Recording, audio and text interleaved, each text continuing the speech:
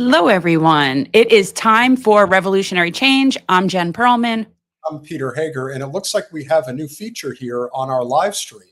I know. I've seen it. I saw it because Pat and Lila had it, that it came up. You know, they started using it, but I don't know how I feel about it. I'm not with it. Like, I'm not thinking I like it.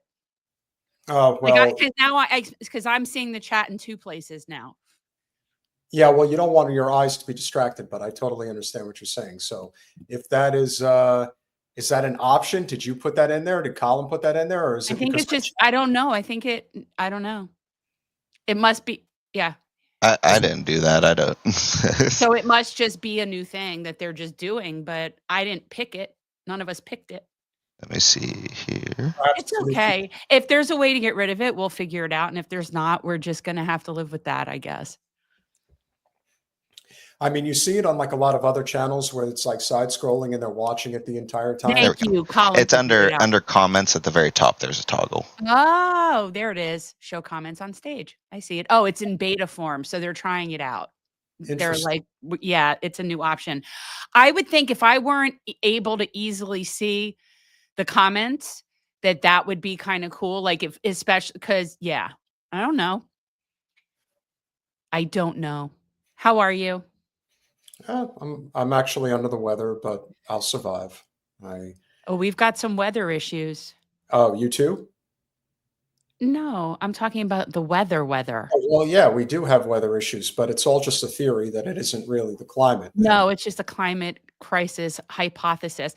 I did forward somebody to Rachel for her to reach out to and see if he would come on. He was like the former head of NOAA and was on Democracy Now! Talking about the budget cuts and what it's done to that department and how that relates to how we handle and deal with future crises that are climate related. So I thought that this might be a good person to talk to. We'll see. We'll see if we get a response. Well, if that's a place you'd like to start, we certainly can.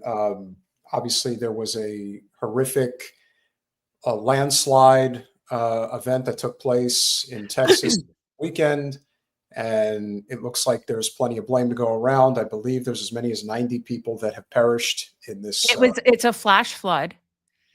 And it's what freaks me out about it is it's the Guadalupe, and the Guadalupe River is the river that my law school class, we would go as like a group and go tubing after finals. And this is that river. So I'm very familiar with this area and where this isn't. This is devastating. I mean, there were kids at a camp that were like washed away. And, you know, a lot of this is stuff that while maybe can't be prevented, could be helped better, could be prepared for better. And I don't know in this case, apparently their warning system did actually work, but it just happened so fast. So I don't know enough about it. Hence why it would be good to speak to someone who really understands how those things work. But, you know, this has been going on since Trump's first administration and the cuts that they made. But the recent change in staffing to that particular department, what is NOAA? It's NOAA. I forget what it stands for. National Oceanic Atmospheric. I don't know. Well, somebody will probably know the answer. I know, but that the funding that has been cut and has reduced people in locations, and one said location is their office in San Antonio. And I lived in San Antonio for 6 years. And so that is sort of the closest city to this region where this is happening. And they cut apparently just recently, like 2 positions have been cut, or they're down to only a couple of people in the office. And it's just, yeah. So there's a very big link between how we're addressing things, not necessarily even the climate itself, but our response to it and how we compensate and repair people that have to go through this. That's the problem. Here is I guess this would be somewhat of a sped up version of what actually took place. is it Llano or Llano River? What? How do you say it? Well, the flood was the Guadalupe. The Guadalupe. Okay. Yeah. I mean, if this is the right video, that's the river. Yeah. Yeah. That's how fast it. Yeah. Now this is sped up, but you can tell by the people that are walking backwards on the road that it's happening fast enough that they're there getting out of the way and leaving. So you can see that it's happening at a speed that they were just not prepared for. Now, the question I would have is, where does climate change factor in to something like this? Because obviously people are going to say, well, it's not really true. The climate is not really changing, or if it is No, changing, it is. I'm going to explain what I just recently heard from this man that I want to invite to come on. So it has a lot to do with drought and then rain. So what happens after a long period of drought? Again, I am not the science person in this, but after a long period of drought, the soil, the dirt, the ground in this region becomes almost like solid. Like it doesn't, and again, I'm not the geologist. And so then when it finally does rain, it's like sliding down concrete. It doesn't absorb into the ground because it had gotten so dry. So there is a reason why it's happening, not why maybe it's dry for a bit and it rains for a bit, but the excessive nature that's basically redesigning the ground in a way that this does happen, right? Like it's just, we definitely are having an impact on this. And then I've also said it before, the complete lack of any initiative or looking into relocating people to higher ground. Now, again, this is something that takes years to do. I know they're doing it in China, but we need to be providing incentives and reparations for people that are in places that are prone to this, and have them not be there over, this is something that takes years. I'm not suggesting you round people up right now and move them, but yeah, these are in places where that we now know is going to happen. And most people can't afford to just leave. So, that's the kind of thing where you need like subsidies to come in so that people can afford to relocate from areas that are prone to this. And yet you're going to have people that don't want to leave. They want to be riverfront. And look, I don't suggest forcing people to leave, but the people that then choose to stay, I think should have to pay excessively more in costs for emergency services. Should not have to be borne by everyone else who was willing to relocate. And again, I'm talking over a course of years. This is something China is actually doing in some of their regions. But yeah, this is going to it's only going to get worse. And yes, it does have something to do with us. Now, I'm not trying to single out Hugh McDonald, but we are going to have people as our channel grows that are going to say things like it's weather modification, it's chemtrails. But let's say it is. Let's go with that for a second, which I'm not completely averse to the concept. But let's say it is weather modification. We do know that they're doing stuff to the weather. Sure. We know that they're doing that. We could see chemtrails and all sorts of crap that they're pumping into the sky to try to create different environment. We get that. But let's say hypothetically that is this. We still need to be moving people out of the way of areas where this is going to happen. So whether it's literally man-made to that extent where it's modified weather, or it's just this is what's happening from generations of how we've been treating the planet, either way, people that are in flood-prone areas, we need to be looking towards better solutions. Long-term solutions. That's what I'm suggesting. We also have to take into consideration that there is an interest in the powers that be that do want to have some form of population control. And perhaps this is one of the ways that they feel that they can do it. Now, I do think that there's a limit to what weather modification can do if you're going to have a flash flood of this magnitude that is going to result from, as you mentioned, the juxtaposition between very dry, drought-like conditions to very wet, very mudslide, if you will, landslide-like conditions. And this is where things just get completely out of control. And of course, there's only going to be seemingly two paths forward when it comes to this dynamic between the two political factions. Thank you, Mary Beth Rockwell. That's NOAA. That's what it stands for. Anywho. So what I was saying is, you have those that are just like, thoughts and prayers, and then the other side who thinks that the world is coming to an end. You don't have this sort of meeting of the minds. And I also think it's important to note that one of the other aspects of this, aside from the fact that it was tragic and a lot of people obviously have been killed, but maybe more than anything else, the Trump administration evidently fired people that were working in the weather service, that this was for the form of cuts that they had employed. And as a result, it ultimately took away from certain people working within the organization, whether it's NOAA, et cetera. Well, right. And I don't know if we will ever directly find a parallel between that missing personnel and this particular response, right? Like there's too many variables, but we're definitely not prioritizing what needs to be prioritized in terms of the best interest of people. That's my observation. Even if I can't draw the direct line between those cuts to the budget and the response to this disaster, it's just not a good look. No, it's not a good look. But then you also have stories like this, which I think kind of crystallize it more from Yahoo. We now know that there is, unfortunately, a lot of Texas officials that are not happy with Trump. And what they're saying is Texas officials slammed Trump's National Weather Service for botched forecast. Yeah, that's pretty much his disposition. That's a really terrible thing that happened there.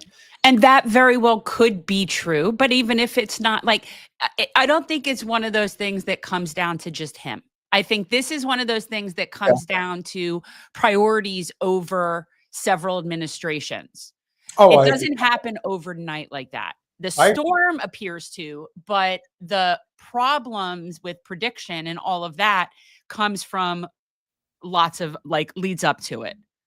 Well, Yahoo tends to be conservative, so I'm not going to assume that this is like some liberal rag commentary here, but NWS was among the government agencies, National Weather Service, among the government agencies targeted by DOGE in its effort to gut the federal bureaucracy, losing approximately 600 staffers.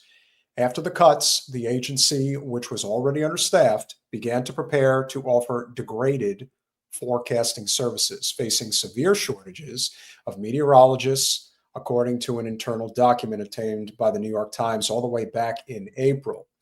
The original forecast that we received Wednesday from the NWS predicted 3 to 6 inches of rain in the Concho Valley and 4 to 8 inches in the Hill Country. And the amount of rain that fell at this specific location was never in any of those forecasts. Sudden thunderstorms dumped more than 10 inches of rain in the area, causing heavy flooding from the Guadalupe River, hence where this breakage had come from. Dalton Rice, the city manager of Kerrville, Texas, who also spoke at the press conference, said that the catastrophic flash flooding happened because the skis dumped more rain than was forecast on 2 of the river's forks. And then it goes on to talk about how many people were actually killed as a result of this. Right now, estimates are a minimum of 70. No, it's more. The last time I heard an official, it was over 80. Yeah, I heard something close to 90. And I don't know what that is in terms of who's still missing. No, this is a nightmare. This is a nightmare. Part of the reason that this is a nightmare that I really want people to understand, and Wendy Gofton, thank you, count is currently sitting at 82, where there is also a lot of people still missing. Here's the bigger problem, whether you believe that the issue is climate change, government, gutting of government services for austerity purposes, etc. Jewish space lasers.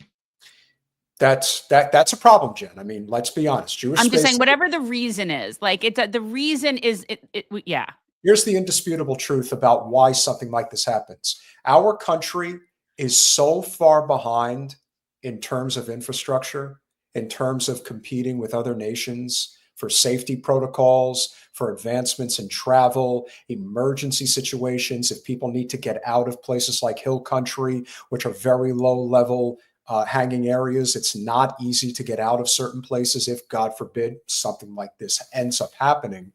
And so as a result, this is not necessarily something to expect, but it's something that if it does happen, you're just ill prepared to deal with it. Yeah. And that's what happened. Yeah. I mean, it's no different than any of the defunding that we see for crucial services and basic services that should just be things that we have. So this is just one more of that, where we're just defunding things that are important for us, not for shareholders. And that's how this goes. This is devastating. And I think about these people that had their little girls at this sleepaway camp. This is horrible. Yeah.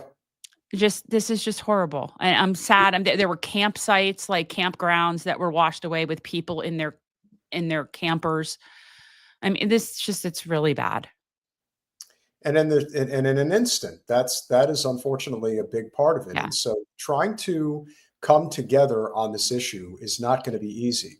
But as I said, and this is one thing that Jen and I, for those of you who obviously have been with us for a while, and those of you who have not, I mean, we were very adamant about the fact that one of the two bills, if you will, that was passed during the Biden administration that they really tried to hang their hats on was the Build Back Better and the infrastructure bill. But we were very adamant specifically about the infrastructure bill that this is just one big corporate giveaway. It doesn't actually deal with the infrastructural problems that we have all over the country. And this would be a prime example of that. And whether it's Texas, whether it's Florida, California, it doesn't matter. It's a big problem everywhere. And we are not properly dealing with what needs to be done in these areas. And I don't have the magic wand. I don't know what the actual solutions are, but what I do know is that our carbon footprint is way too high. It ultimately yields the type of outcomes that you would expect when you have, for example, if you're in South Florida, what's one of the biggest reasons why it is so unbearably hot, especially at this time of year? Southeast Florida in particular, between Palm Beach and especially in Broward and Dade counties, it's concrete jungle. There's very vegetation. It's suffocating. Can't breathe. No. And when you want to talk about heat exhaustion, when you talk about the stories that have come out countlessly over the years, issues with the police and communities that are, we'll just say crime-ridden, and a lot of problems that end up happening. Guys get burned on the pavement. You have football players that get heat exhaustion from practicing in the summer months. And a lot of this stems from the fact that you do not have enough vegetation. It's not enough green space. You have too much blacktop. You have too much absorption through the tar that just makes it infinitely hotter than it needs to be. And this is not a little problem. This is a catastrophic problem that is contributing to sea level rise, which is why when it rains for just a short period of time in places like Fort Lauderdale and Miami, you better hope and pray that a category 4 or 5 hurricane never hits the area again. Because if it does, and especially if it hits it over the course of 2 or 3 days, that's it. That will be the end of the city, whichever one it sits on, because they can't sustain itself over the course of a day's worth of 3 or 4 inches of rain.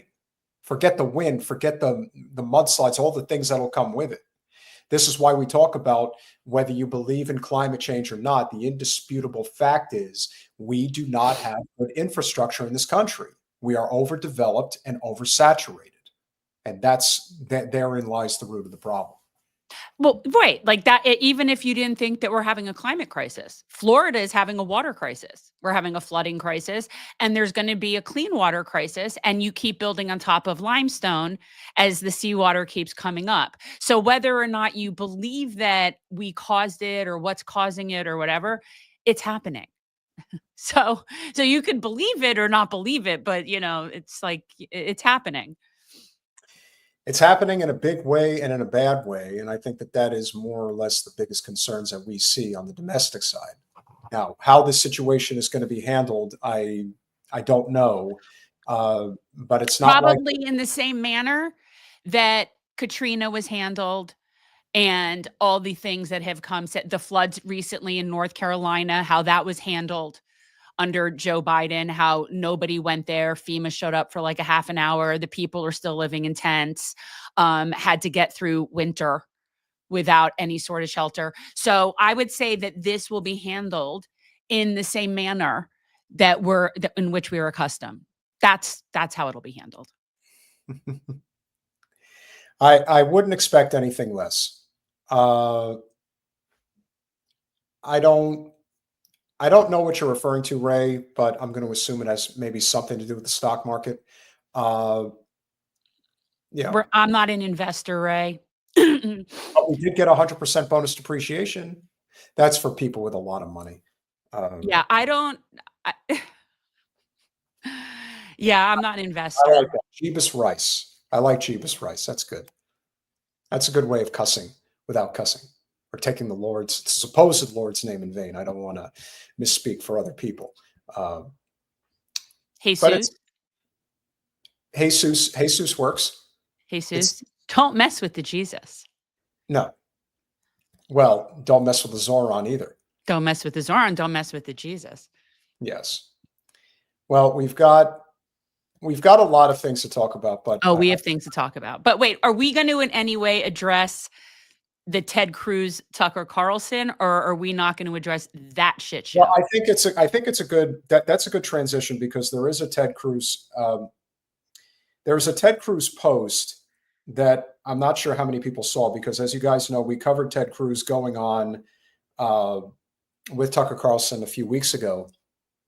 And we saw how well Tucker Carlson completely shredded him to pieces, which is frankly not that hard to do. That was a few weeks ago. Why has it been circulating like the past couple of days? I thought that was recent. Was he on there recently? That's not the reason that it's been circulating. There's actually another reason. Oh, okay. There has been a post that was discovered this was from July 4th, 2023. So this was actually before October 7th, but it actually is a pretty good, it's good insight into the mindset of what these Zionist sycophants will do for their career. And Ted Cruz is obviously one of the most grotesque of any of the people that are out there. And so on July 4th of 2023, he put out this tweet and said, "Happy 4th of July. Today is also the 47th anniversary of the daring," how do you say that, Jen? Entebbe raid. I was only 5 at the time, but I remember being inspired by the amazing courage of the IDF. He was 5, Jen. He was 5, and he was inspired by the courage of the IDF team that rescued the hostages, killed the terrorists. I thought that's a very Texan foreign policy. I loathe that I'm older than Ted Cruz. That's what I'm sitting here being annoyed about in this. But I just wanted to talk about that he recently did in that we saw in that interview, when he basically said that his sole purpose was to protect Israel. Like, the first and foremost, his priority in Congress is Israel. And I just think that him saying that as a senator from a state that is going through what it's going through in terms of humanitarian crisis at this exact minute, and you've got one of your 2 senators swearing allegiance to Israel, it's just very telling. And, and I don't see him out, saying stuff about the flooding. What's he saying about the flooding? Normally when shit happens, he leaves and goes to Cancun. So I'm not really familiar with his response. Well, that's not where Ted is based, so it's not like he cares. And again, all you're going to hear from guys like that are thoughts and prayers. Same with Chip Roy, same with Governor Abbott, same thing. There isn't it's the same talking point, whether or not it matters. And, Victoria's right. One of the true, I mean, listen, when's the last time we've really had a commander in chief who knew what the hell they were doing? It's been a long time. Bush Sr. Probably. And what ends up happening is the worst case scenarios, like these crisis situations, when you have somebody who is in over their head trying to do I mean, again, if things are normal and stable, sure, maybe it's it's possible to be done by an amateur or at least someone with a limited amount of experience. But when you actually have to deal with serious situations, and there isn't one, there isn't two, there could be at least a half a dozen right now that are going on, that the president of the United States is being tasked with to have to deal with. And he's just not capable. Like, he doesn't know what to do. Well, I think at each step along the way for the past 40 plus years, we've been getting deeper and deeper and deeper into the hole that we're in. So, and as that's been happening, we've been getting increasingly incompetent people at the helm. So both of those things are happening at the same time. The last time I remember having, and again, I was not a fan of Bush Sr. I don't love the idea of having, spooks running the country. That's not my thing. But he understood foreign policy, and he also understood military, and we haven't had that since then. And these people treat it like they're playing a video game. And that's how far removed they are from it. So they really have no real empathy or they have no. It's a class war, and they're sending all the poor kids off to die so that they can have better, prices on this and increase profits on that. And yeah.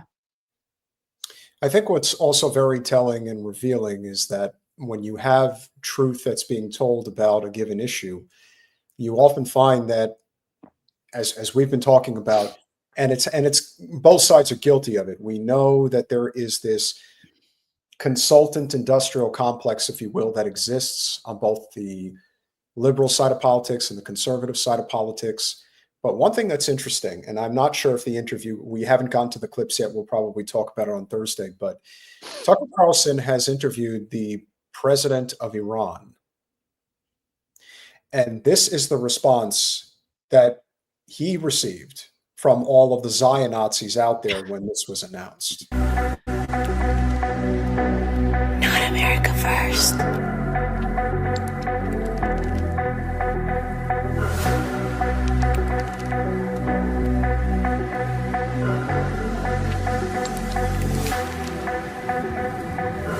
Not America first. They're so cultish.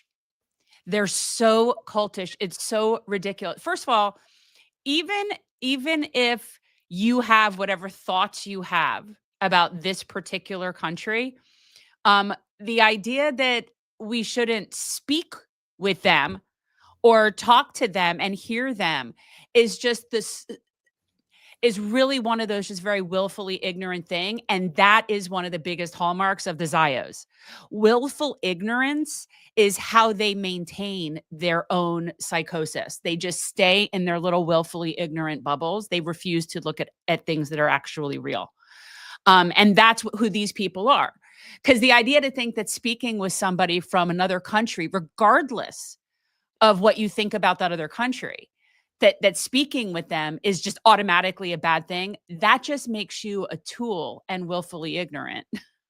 It's just stupid.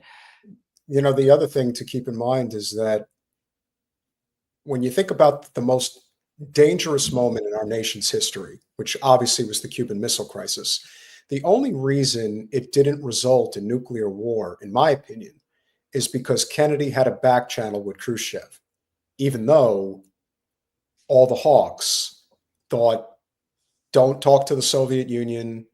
We don't do that. They're the enemy. And it's the same thing that's happening here. Well, and what's really screwed up is that throughout Biden's administration, and we had said this multiple times on this show, with and without experts here on this, that entire administration, those 4 years, was the first time that we had no back channel communications with Russia, with China, with Iran. That's horrifying. That's horrifying. So the idea that anybody would think that that in any way is sound foreign policy, it's just, yeah, these are morons. Well, the morons get more and more plentiful as we go forward. You'll see. Oh, good God.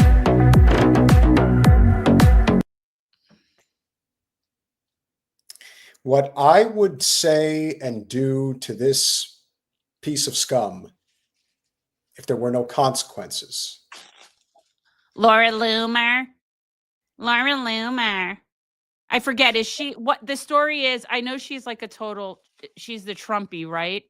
And she's all like, everybody's an anti-Semite.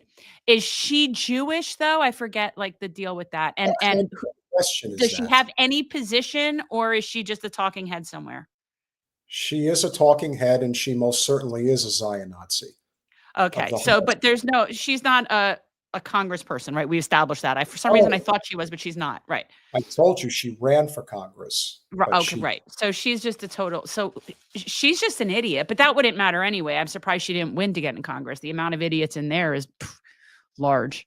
No, but what I do find interesting is that she's one of the people that has come out and said that they need to release the files on Epstein. And I almost feel like saying, yeah, you say that now, but we all know they're not coming out because they are directly connected to Israel. You probably know that, and know that it's not. Now you could just stand on a soapbox and scream and act like you're on the right side of things. But we all know that you and Chai Ryachek, who is the libs of TikTok, Zio scum as well, they're all going to say the same thing, but we all know the truth. When push comes to shove, we know who is going to die on the Israel sword, and Laura Loomer is one of them. And one of the reasons being is that she's just a very well-paid, consultant asset, if you will. No different than any of the people that you guys know that we can't stand on, the left side of politics. This is my point. Why do we care about her? I don't know. Apparently, 1 million people think her opinion. Oh, God.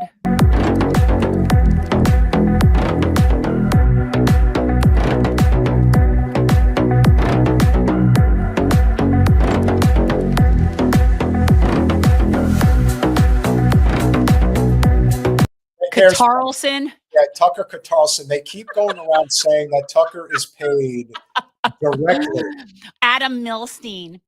Adam Milstein has his panties all in a bunch because God forbid anybody tries to learn anything new and that could potentially screw your ridiculous narrative.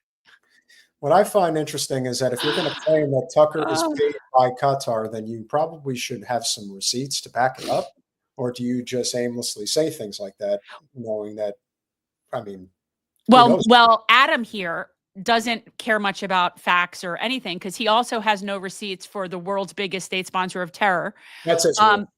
Right. Well, that's what I mean. Anybody who refers to Iran using that talking point has zero factual information whatsoever. They have no knowledge. Iran has not done anything to us, really ever. And yet we can't leave them the hell alone. So there's that. And then when their regime slogan, first of all, they are not a regime. They're a nation. They're a people. They're a place. They've existed long before our people and your people were walking upright. Okay. So the fact that they are a regime, but we are a nation, get the fuck out of here. But anywho, and that their theme is death to America. Yeah, really. I've not heard that. Can I also, anytime I see a person with the Israel flag and the American flag in their bio, to me, those are the biggest traitors of America, as far as because the truth is that they obviously they conditionally support America as long as America supports Israel, and everybody knows that. So they're as anti-American as it gets.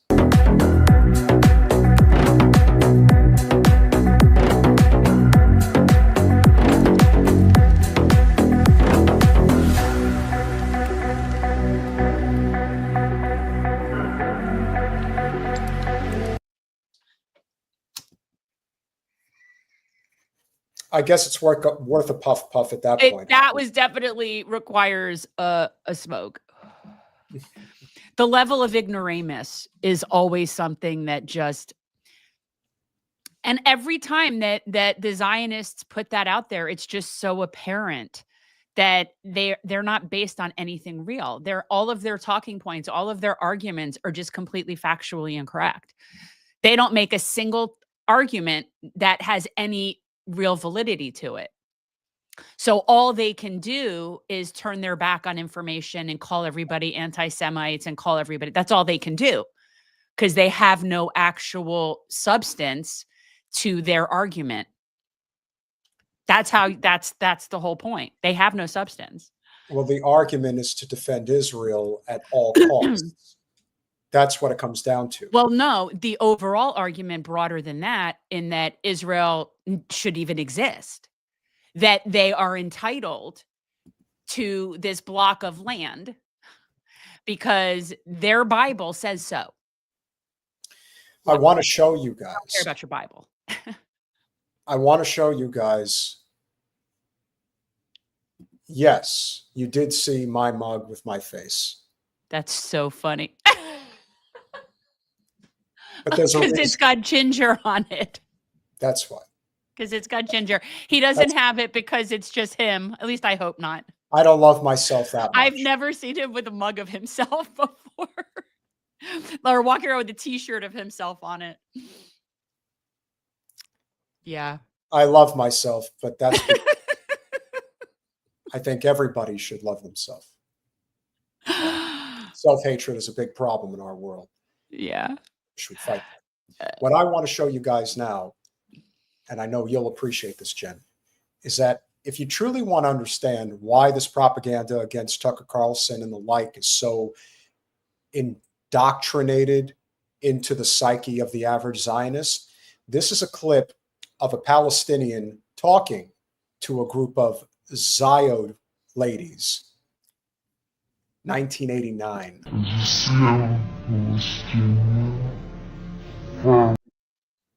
Colin, don't take it out on Colin. First of all, you probably send him so much crap throughout the day. I'll re-upload that one. You overwhelming and stressing out Colin. All right, don't. I know how you work. You probably send him like 30 things a day. Ask him to do, like, I know how you work. No. And so does Rachel, and we know you. So just, Colin, leave Colin be. Seriously. Leave Colin be. Just, all right, everybody hate on me. I don't give a shit. No, we don't hate on you. We love on Colin. Yeah, exactly. You know what? You just said it. To hell with me. Always make sure Colin's taken care of, and I'm. Yes. You know, yeah. Yes. Yes, for sure. Try again, Colin. Is good. 1 sec. I need to. It's the way it downloaded. I have to re-download it. So it'll be just a sec. Talk about and tell me what this. So this is a video from the thing with the like puppets. That's not what you're showing, right? Because I think we showed that the last time. I think we have shown it once before. It's just such a great skit from 1989 with Shamir. Yitzhak Shamir, is that his name? Yeah. Free Colin. Save Ferris. Colin gets 1 to 2 meals a day. You take care of it. Okay, you know. No. Just, you know. So, all right. So this is what are you putting in the chat? Good God in heaven. It's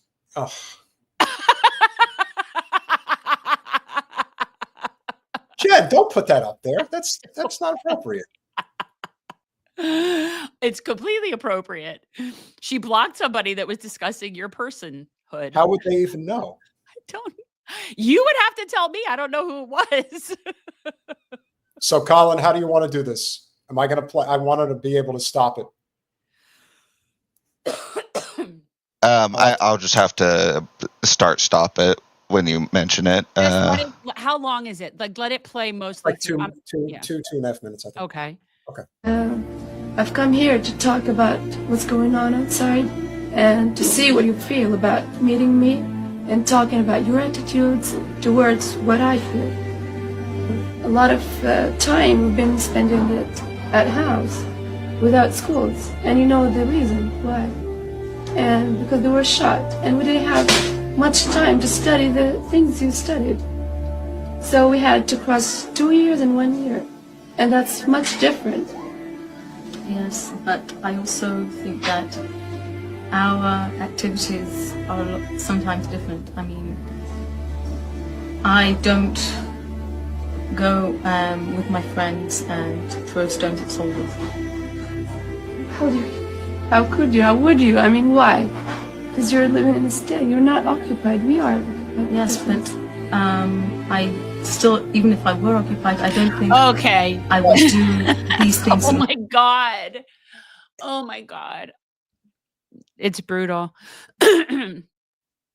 This is 2 years after I was there, by the way.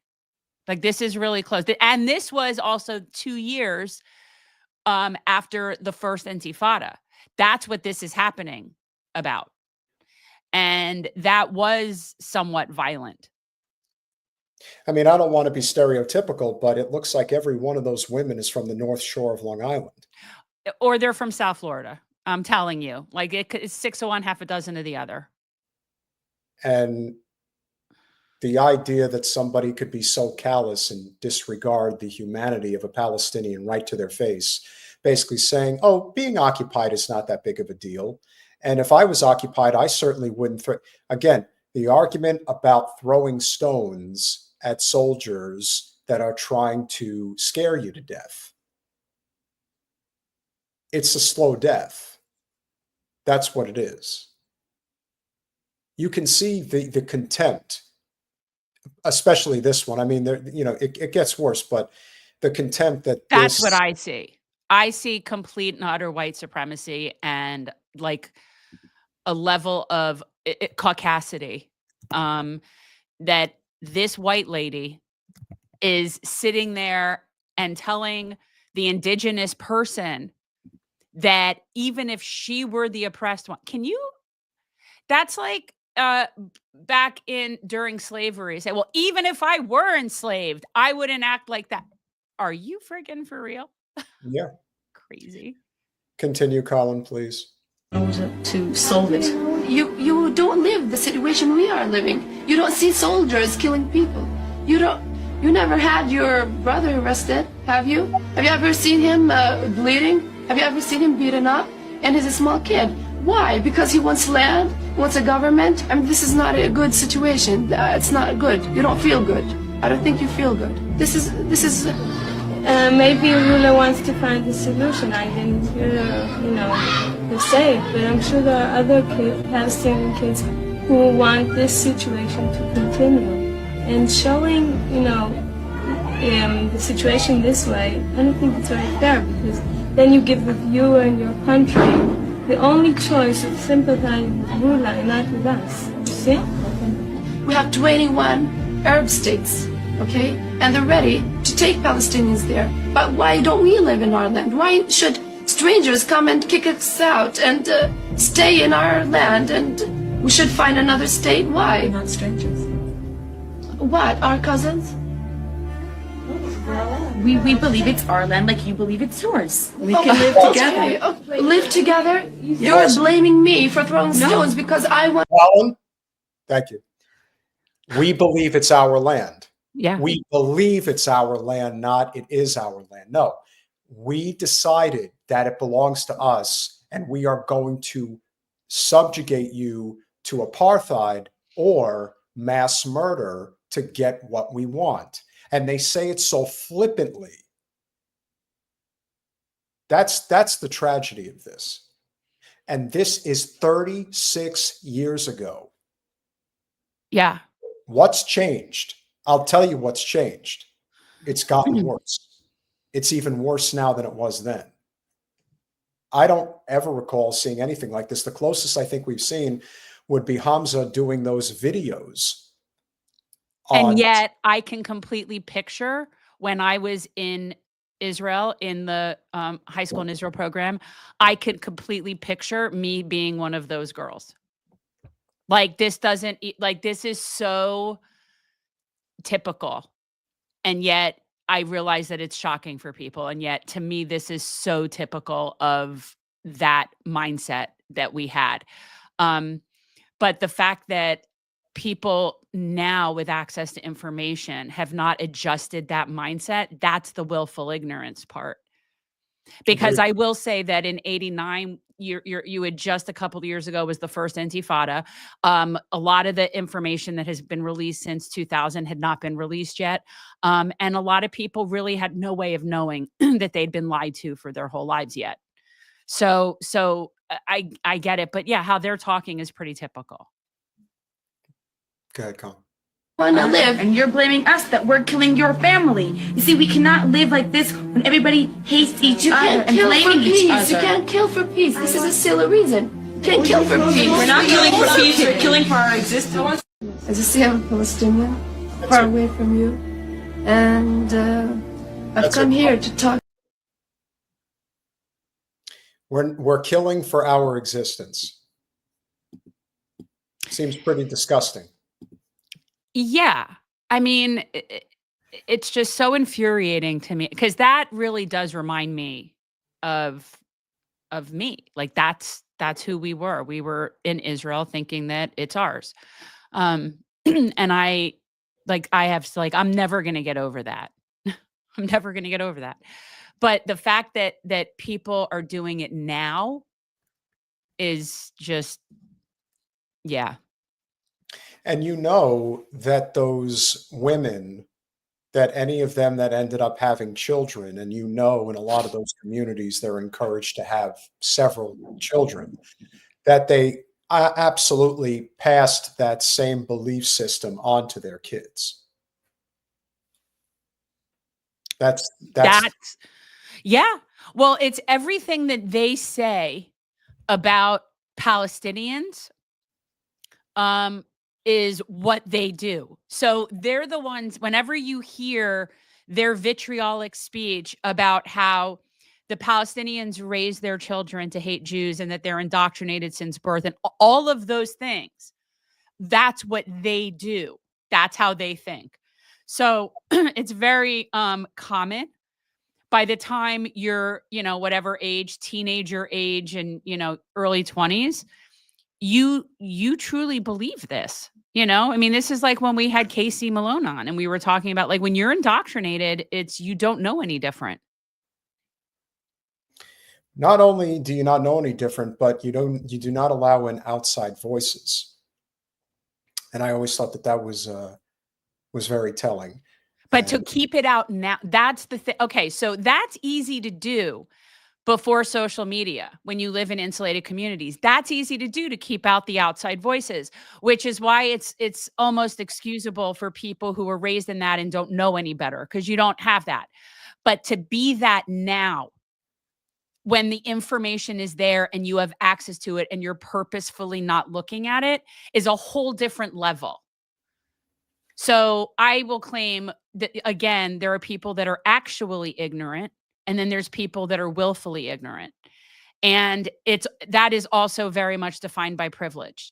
It is generally white privileged people that choose to be ignorant. And that's just that they get to live in their privileged little bubble and they want it how they want it.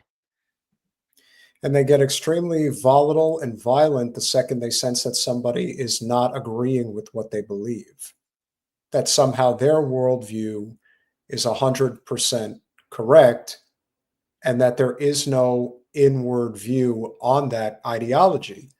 Can't possibly be wrong. When you are told from birth that you are the chosen people, this is what happens.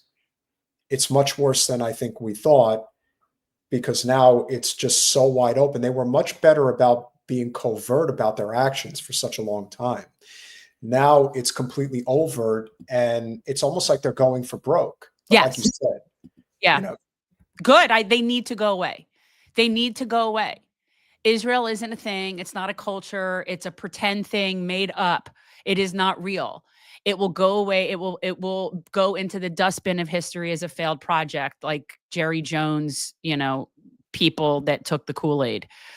And it'll just be something that we all regret and have to atone for. But the sooner the better. Well, we appreciate you all being here this evening. And before we bring in our guest for the evening, make sure that you do go over to patreon.com/revolutionary change. For as little as $5 a month, you can become a supporter of our small but mighty and growing channel. And if you would be so inclined to contribute, obviously, that is how we are continuing to sustain our growth. We are closing in on 40. Well, obviously, we're trying to get to 50,000 subscribers.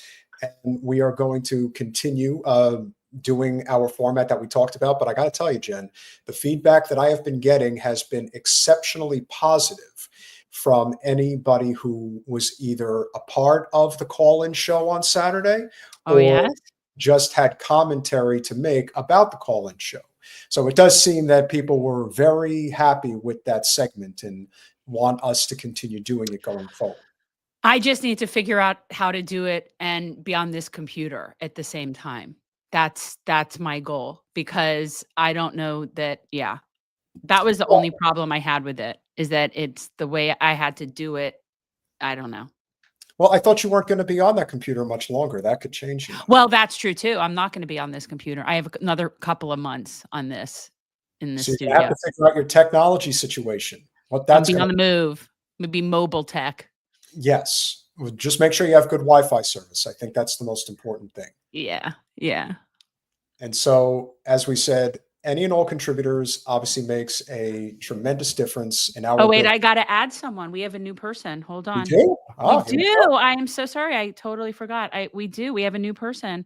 We have, hold on, it's going to Also, happen. Okay. New $5 Patreon, Bessie Jean. Great name. awesome. Bessie, B-E-S-S. Bessiejean. Bessie Jean is a Awesome. new patron. Thank Well, you. Well, Yeah. we got to scroll that one time to let Yeah, people we see. do.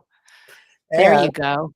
big shout out to Victoria, who is a YouTube member. She moved up to the reason category.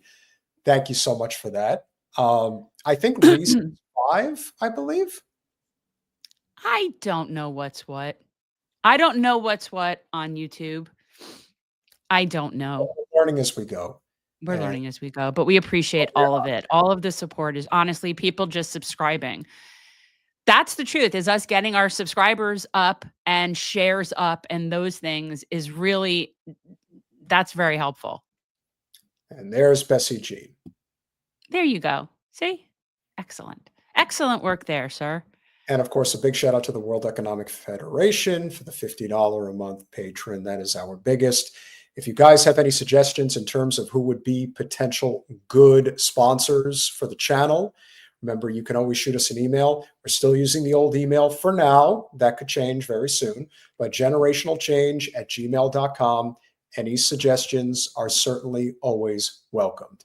Jen, I'm going to let you do the honors and welcome our esteemed friend and fellow, but fellow former Zionist like you, who has experienced this kind of awakening that is not easy for a lot of people, but has found her way to a clear mind. And she's New York tribe, but lives out in California now, so understands East Coast tribe mentality. But like in this content creator space, well, everybody knows that California girls are better than New York girls anyway. So that's I'm not gonna be with that. No, I don't think so. I'm not going with that. California is also not a real place. It's kind of like Israel. You know what I mean? It's just over there somewhere. What place is real? We've the natives, they should have full claim on all land. There is nothing that's really ours. But guys, in our content creator space, there's it's important to cross-pollinate and build big coalitions, because at the end of the day, these are the people that we're trying to help facilitate a revolution. Like, this is what we're trying to do. And so we're going to have on a friend of ours from the Punch Up Pod. And I know you guys, I've talked about it before, but on Sunday and Wednesday evenings, they do a live stream. It's at 8:00 Eastern time. And it's a really good chat, and they're fun, and I really like them. And so I kind of think of Lila as like a West Coast version of me. Like, she's kind of like me, but over there. Lila Charles Lee, welcome back for the first time. Hello. I know, you guys, you changed the whole decor. I love it. It's a new branding. It's the fire colors. My favorite, red. Love it. Yeah, I just felt like we needed a little bit of a facelift, and my mindset has changed significantly in a more radical, revolutionary direction. I mean, and it's just like, I'm no longer about transforming politics into service. I'm just not. Yeah. I hear you. Matched. You know what I mean? Us. Like the level of rage. That's what I was trying to tell you. I'm working on something called a rage-o-meter. And a rage-o-meter is going to be, we actually have merch, guys, just so if you haven't looked, we have a store now, and all of the merch that says feel enraged, get engaged. And on there is the rage-o-meter. I love that. It's the rage-o-meter. And guys, anything that we make from our merch is going to go to Heal Palestine. Oh, that's great. You guys introduced me to that. I was watching, I watch your shows all the time. Yeah. But when you had him on, and what a beautiful organization. Have you seen that they're doing a camp? I see his videos. It's so, it's so beautiful, and it's also so heartbreaking. So my rage and my sadness. That's the constant balance for me, is I alternate between rage and crying. But that what Stephen found was like this one little niche. Yeah. Where there's this pocket of joy. Yep. In something that there is no joy in. You know what I mean? And so I'm so appreciative that there's that. I know that sounds like it's one of those because the other thing to do is good, but it shouldn't even have to be. Crawl into a hole and just, die, right? And feel horrible all the time. And it's so much more productive and amazing to do what he does that should not have to be done at all. So it's, exactly. Yeah. What was your sort of awakening moment? I mean, I know a lot of people have different experiences. Jen talks about the second intifada. What was it for you that kind of woke you up? I am ashamed to tell you how late it was. It was much too late. I've never been religious. I would always call myself a food Jew. New York, I used to say I was a Woody Allen Jew, then a Seinfeld Jew, and now it's like this. Like, you're not that neurotic. I mean, maybe. If only I could date my own stepdaughter. So, and I went to Columbia. So I was there when Professor Said was there. And I did not take any of his classes. I'm embarrassed to say. But again, I'm not religious. My grandfather did a lot of work, was the head of an organization called HIAS, and helped relocate tens of thousands of Jews after the war when Europe didn't want them back. The US didn't want them. We find out now that actually there was a project to push as many people as possible to Israel, but he ended up doing a lot in South America and some Eastern European places. I can't believe I'm admitting this in front of your whole audience. I saw a clip of an Abby Martin video, I think in 2015. And it was one of those man on the street sorts of things that a lot of libs were doing to, right wingers, MAGA country, and just trying to paint those people, anybody that they would go talk to, as being massively ignorant and racist, horrific people in the US. In that same period of time, it was right after Trump won, or right around that time, beat Hillary. I saw a video of Abby Martin's, and it was the same sort of like man on the street, but I think in Tel Aviv. And every single Israeli she talked to was horrifically racist and like genocidal. And while I knew that existed, I felt like it was painting all of Israel with sort of a wide brush. And I said something to that effect, like, this is disgusting, but is this truly representative? And I got piled on. Oh, sure. And instead of doing this, so like that was all gross of me. But I then started reading and digging in and reading more and reading people who were being referred to me, and and so my change happened too late, but then it happened very quickly. But yeah, I was totally indoctrinated. Yeah, it's not too late. It's when it happened. But the fact that as soon as you got an inkling, you started to unravel the thread. Yeah. That's the key thing right there, is that the people that are purposefully staying so ignorant to maintain their mindset. And that's that, like, now when you hear that about that, you put that in there, like, now if you saw someone do that, you would be like, oh, it's so cringe. It is. And I've never erased it, because I feel like, you know, it was my own ignorance, and I should have just like not said anything until I knew what the hell I was talking about. But I'm so appreciative that people sent me links, that I was able, you know, and as you were saying before I came on, like, there's really no excuse at this point. You know, that was 10 years ago now, but like the information is being served up on our phones, on every streaming media, social platform. There's no excuse for that kind of ignorance at this point. That's how I feel. And I cannot have anybody like that in my life. No. And that is becoming more and more difficult in terms of like my isolation from the world. Yeah. And I basically have a 10-foot anti-Zio perimeter around me. And I don't want anybody that supports even the concept of the state of Israel within 10 feet of me. Totally. And that's, I can't. I don't want to be around it. I don't want to be around it even if they don't say it and I know it. I just can't be around it. Yep. How bad is it in the suburbs of Los Angeles? I mean, well, I know how bad it is in South Florida and New York, but how, like, you know, in places like the Hills and places. Bad. And I'll tell you how bad it is that like, we have no friends.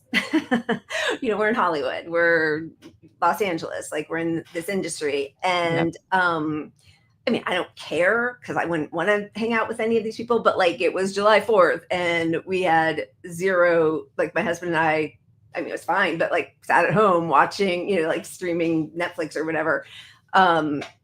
Yeah, we have lost our whole community out here that we thought that our kids grew up with. Like, nobody.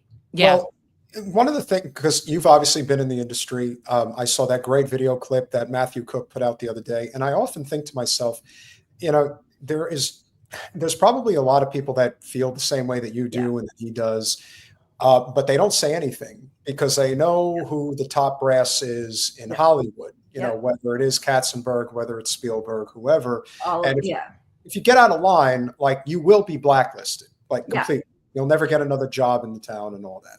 And it's one thing to get blacklisted when you have a high profile already. If you don't have the career that you hoped you might when you headed out here from New York 35 years ago or whatever it was, 33 years ago, and you're even more blacklisted. So then it's not only like, then you just can't even afford to have a home or live out here, right? So like, I am very outspoken. I've written opinion pieces and pieces or been interviewed for the World Socialist website, and they often tell me to take my name off of it because they know what happens. And I don't normally believe in anonymity, so I normally will just leave it on. But like, everybody is having to figure out what's the best way to use our voice. And you know, I try on, like, when I come on to podcasts, when I do my podcast with Pat, and I've made new friends, like Tina Desiree Burke has become a really close in real life friend, even though we met on Twitter, you know. So Ron Placone in real life. So I shouldn't say like I have no, like, I do. It's just all the people that my kids, who are now 19 and 22, grew up with, their families used to be like our community, and that's just gone. Yeah. Well, they're in for a very rude awakening as things continue to spiral out of control. I hope so. Like, I've gotten really shitty. How is it with your family? I saw somebody in the chat asking me about mine. Like, my parents are cool people, and they have been extremely receptive to what I've told them. But my parents have never been religious. Right. They were brainwashed Zionist as well, though, just Yeah. from being in the community. But my parents are, they understand. Yeah. So I'm fortunate in that. But Yeah. how's it going with your family? So my dad passed away a few years ago and would have agreed 100%. My mother, I think, does agree, but she's 83 now and spent so much of her childhood seeing refugees from concentration camps who her parents were helping to try to place, and that framing of the Holocaust, and there's never been something worse than this, like all of that is heavily ingrained. And she watches my show twice a week, and she'll tell me she sometimes doesn't agree with everything, but she is disgusted by it. And mostly now, actually, we've been doing our show now for 4 years. She's kind of stopped. She doesn't watch the news. She's just horrified by all of it. Yeah. So, and my brother and I have a younger brother who still is in New York, and he and I are like, there's no air between us in this, but he does work in politics. And so he cannot always speak out the way he wants to, because again, it's very difficult if you are not a huge name and you're canceled, your voice is, you start doing deals with yourself. And I understand, that sucks. You don't ever want to do that. It's not that you don't speak out and say what you want, but if you scream it so loudly that then you're just gone, I don't know. It's really hard to figure out what the best way to make an impact is. Well, I would also say that Alex in New York would be a great example of that. Yeah. She decided that she thought she could, thread the needle, and you can't do that. Nope. You are either going to be a leader or you're not. Ro Khanna is going to try to do the same thing in California. We all know it. Yep.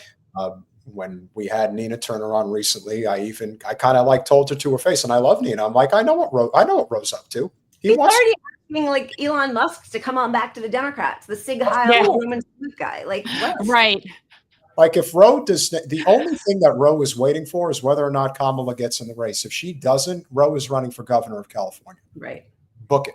Yeah. And so they're still convinced that there is this interest, if you will, that there is this trust that's there. No, actually, I think if Butch Ware gets a decent amount of capital behind him, he's going to be a threat. People are longing for something that is different, legitimately different, not this.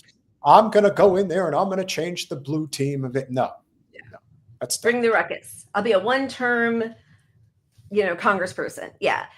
I mean, which is why, I think Jen and I both we're crushing out in a political way on Mamdani, just because he's right now, and I'm prepared to be disappointed, but the glimmer of hope, because not only does he say mostly the right things, he has a history of saying the right things.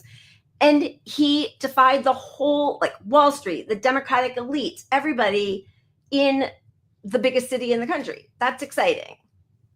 Even though I'm done with electoral politics. But and I think, and this is something that I do think is a big difference that I said on our last show, is there's a huge difference in terms of what you can achieve as a mayor versus what you can achieve as a congressperson. Right. And so I think that, it's not an easy comparison as to between him and Alex, but he is a sitting assembly member. This is someone who has a history in terms of representation. Yep. So it's not a made up fiction. Alex is like the Spice Girls of politics. I mean, so that's the thing. So it's not the same. And I know it's still hard to not worry about being disappointed. Yeah. Well, leave it to our good friend Blakeley to basically coin a few phrases here about the showmanship that is the Democratic Party. We love this person. Yeah, she's great. Very great. Good trouble. Good trouble. Good trouble. But you didn't do anything. I'm confused. Good trouble? You didn't do anything. Oh, wait. I forgot about this really badass photo. Ready to keep the pressure on. Cool. Now, I'm sure you'll see a lot of Democratic Party shills and bootlickers talking about how wonderful it was that Hakeem Jeffries did an 8-hour speech on the floor before that horrible fucking bill passed yesterday. Was there any talk about the fact that there were 3 Democrats that were at death's door and ultimately died in office, and rather than step down? You know, Jan Schlowski, who's been in office for about 45 years, I think, something along those lines. She's 81 years old and just took a nasty spill down the congressional steps or something. Jen, what have you said is going on in Congress, especially on the Democratic? No, we're running a hospice. We're running a hospice program there. Yeah. It was years ago that they revealed all of the prescriptions for Alzheimer's that people were on in Congress, and that was probably like 8 years ago that that was a big revelation.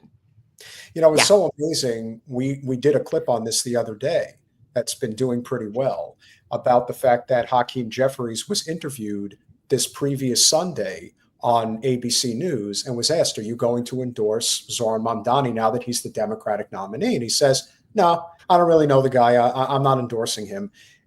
But then he could get on the House floor with the bougie. I'm not going to go too deep into this, but I cannot stand Miss Hat Wearer over his left shoulder. You know, unfortunately, we have been dealing with her in South Florida for far too long. And that's Frederica Wilson, if you don't know who that is. But it's the whole getup. It's Maxine, who's obviously a congresswoman, pretty much one district over from where you are. She's fancy schmancy. Frederica's fancy. It's the bougie class for sure. It's bougerama. And Good Trouble is just a branding exercise. He just released a picture, in his shade, standing by a picket fence in Brooklyn. I'm in my home. It's like. I understand that we are Caucasian here, but there is a legitimate thing called black faces in high places. And this would be a prime example of just that. These people don't give a damn about everyday people.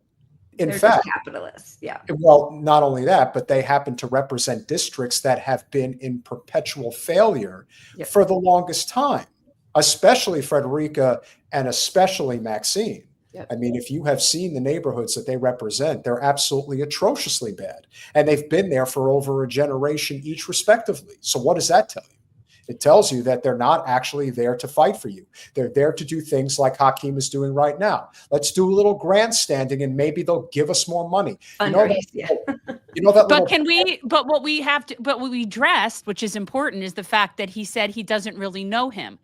So you're telling me that a sitting Congress member doesn't know one of the state assemblymen in their district? That's absurd to even say that. Yeah. It's absurd. For what his donors tell him to do. They're just waiting. It's ridiculous. And while doing that, sending us out all these, pleas for money. Did you see what he did? This is the guy America deserves. This is, for what? For what? That little Zio peckerhead, Jared Moskowitz. I mean, he sends me a fundraising email every single day. And we know his campaign manager, who's another peckerhead that used to work for Wasserman Schultz. It's gross. Yep. But you know what would have been even cooler? If 3 Democrats hadn't died since the beginning of the year, making it so that the Republicans had a larger majority. Because they're all 100 and they refuse to retire. I don't even think the George Latimer hack that replaced Jamal Bowman even showed up to vote. And you know what would have been even cooler than doing an 8-hour speech on the floor and then all cheering and congratulating yourselves for it as if you actually accomplished something when the bill passed? Man, no one loves celebrating being losers more than the Democratic Party. I am so fucking serious. The Democratic Party loves to celebrate being losers. You didn't accomplish anything. The bill passed. It guts Medicaid. It will gut SNAP. It will increase the ICE budget by 800%. And you're writing Good Trouble and celebrating it with all these Twitter clips as if you did something. Why weren't you talking about this for the last couple months?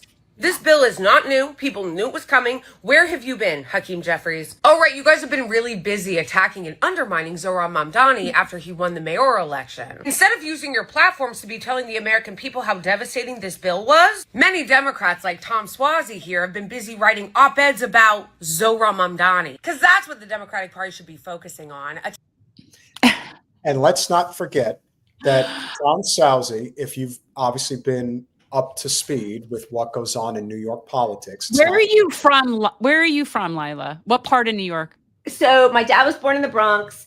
I was Upper East Side, Upper West Side, but we moved all the time when I was growing up also, like every year for a while. My dad was a professor. So we were in the Midwest. We were in Champaign-Urbana, Illinois. We were in Rome, where I was born. We were there for a while when I was in high school, then back in Urbana, then Princeton, then Cincinnati. And then I went to school at Columbia, which is where my family, my grandparents were still there. That's where we went between all of our moves at winter and summer vacations. So that was like the one place I had known my whole life.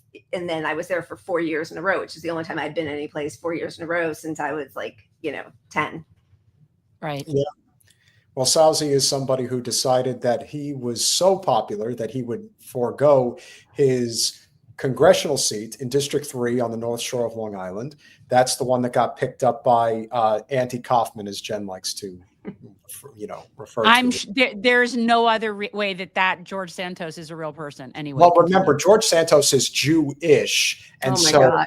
accepted into the community. He got kicked out of Congress, and then Sousie, because he couldn't win the governorship, decided to go back and seek out his old seat. And of course, the Democrats, being the Democrats, gave it right back to him. No surprise there. Yeah. They love him. Attacking and undermining a guy that just won a landslide instead of focusing on or informing you what the Republican Party was about to do. These are the people that you should be enraged at. In office, people with power playing in your fucking face. Are you going to ask your Democratic lawmakers now why they're helping Trump by attacking this guy when they should be going after his fucking bill? Because you guys are more focused on attacking a progressive to your left than you are the fascist to the right. This bill is exactly what I mean when I say that Democrats would rather side with fascist Republicans than they would to allow a progressive to win. Because what you have seen over the last few weeks is the Democratic Party non-stop tweeting about and attacking Zohran Mamdani for winning because they are so upset that he's a socialist and they want to make sure that you know that they're not. They're corporate fucking AIPAC shills, okay? That's what they've been up to instead of focusing on this bill. Why weren't you guys out there doing press conferences every fucking day? Why weren't you out there doing TikTok lives every single fucking day? Why didn't I see every single member of the House on every fucking podcast going around doing a media tour to let everybody know what was in this bill and that this bill was coming? No. What would they say? Like, what would they say? What would be the response? You're going to get thrown off Medicaid? Well, we threw $25 million off Medicaid. Exactly. We don't believe healthcare is a human right. We gave more money to ICE. Obama gave 3,500%. He increased the budget for ICE. 3,500%. I mean, what would they say? What would Democrats possibly say? So now they just want everybody to suffer, and then they'll be like, and then we got the midterms. We'll be gone. It's not going to matter. I don't think it's going to matter. And that is a great point. And I don't know if Blakeley mentions it or not. We got a little bit more to go here. But the one thing that was interesting when we had Jamal Thomas on Thursday, he actually asked, do you think that the Democrats are going to clean up in the midterms? And I said, I'm not sure about that. Yeah. I mean, they might take the House, but in terms of cleaning up, their brand is so dead, like so dead. They can't resuscitate. And we know they can't resuscitate because the best thing that has come along in that party since Barack Obama, they are figuring out a way to kneecap him completely. But the reason is because Obama completely hoodwinked the country to become a rich man. Yeah. They're not going to get fooled by it again. They know that Mamdani is different. And as a result, the Democratic establishment, they already went. Do you really think that if Obama ran a campaign like Bernie Sanders, that he ever Hillary Clinton, especially Hillary Clinton in 2008? Yeah. Not a chance. Yeah. Not a sitting U.S. senator. He did. I mean, he made it seem like he was running as a progressive, and then clearly there were backroom conversations going on, and he hoodwinked all of us, or me at least. Victim, and most angry about it of all of the shit shows that I participated in supporting from when I first voted at the age of 18. Same. And Obama, hands down, my biggest disappointment. I did bake sales for him. Bake sales. I liked him so much. In 2008. 2012, I did not do a bake sale. 2008, I did a bake sale. Well, I mean, it's just, he's the one who I know is smarter, knows better, and just didn't do what needed to be done. See, I lived in Texas when he was in 2000. I was living in Texas until 2003. So I knew what to expect from him. Right. right? Like, I mean, he Yeah. was a complete disaster, but it's exactly what I expected. Yeah. That's why it wasn't disappointing. Right. Obama was disappointing. Yeah. Yeah. He's like the devil. Like, I think of that. Yeah, exactly. That scene from Broadcast News, which is one of my favorite movies ever, where Albert Brooks is like, but if the devil came, he would look exactly like Tom. He would be nice. And Exactly. it was like, yeah, that, and he got it all accomplished. Like, he got the tanking of our economy accomplished. Yeah. Oh, that wasn't right. That was right. Yeah. Yeah. But won't get fooled again, as Roger Waters would have us all want us to hear. Do not get fooled again. No, you didn't do any of that. You just showed up on the day of the vote that you knew it was going to pass so you could grandstand. That's what you did. They absolutely knew it was going to pass. They knew it was. First of all, we all knew it was going to pass because the ruling class gets what the ruling class wants. And we knew, just like in 2017, they were going to get their tax cuts for the rich. Every single Republican voted for the bill except for 2 of them. And let me tell you something, how this actual game works. If they really needed 2 more votes, they would have peeled 2 off for the Democrats. The only reason why they didn't is because they didn't need them. There's always a good cop, bad cop routine here. And one of the most sickening parts of this was watching all the Democrats go on TV after yesterday and just talk about the midterms. Oh, they're going to be sorry in the midterms. Wait till the midterms. All they care about is their next election.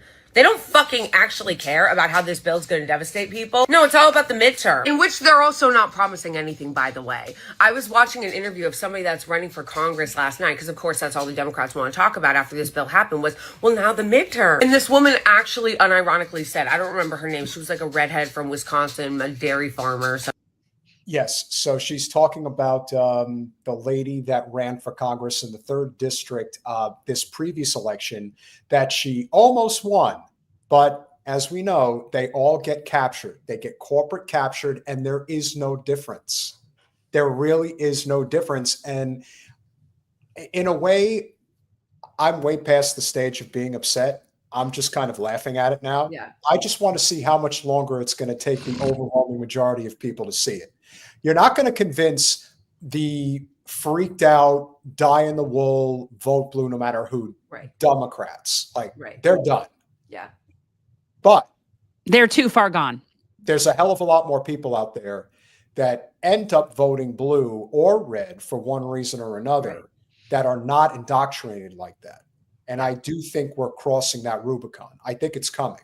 And actions like this, which is, let me do a little bit more grandstanding. Yeah. Remember when there was the bill, whatever, it was like, I think it was Trump's bill, and Alex was jumping up and down on the floor and saying how this wasn't a good, and they still got it passed anyway. Right. It's like, Theater. Wait, in spite of all of that? That's crazy. With all of that big effort, the ruckus that she brought? What? Yeah, That's she brought crazy. the ruckus. Oh my God.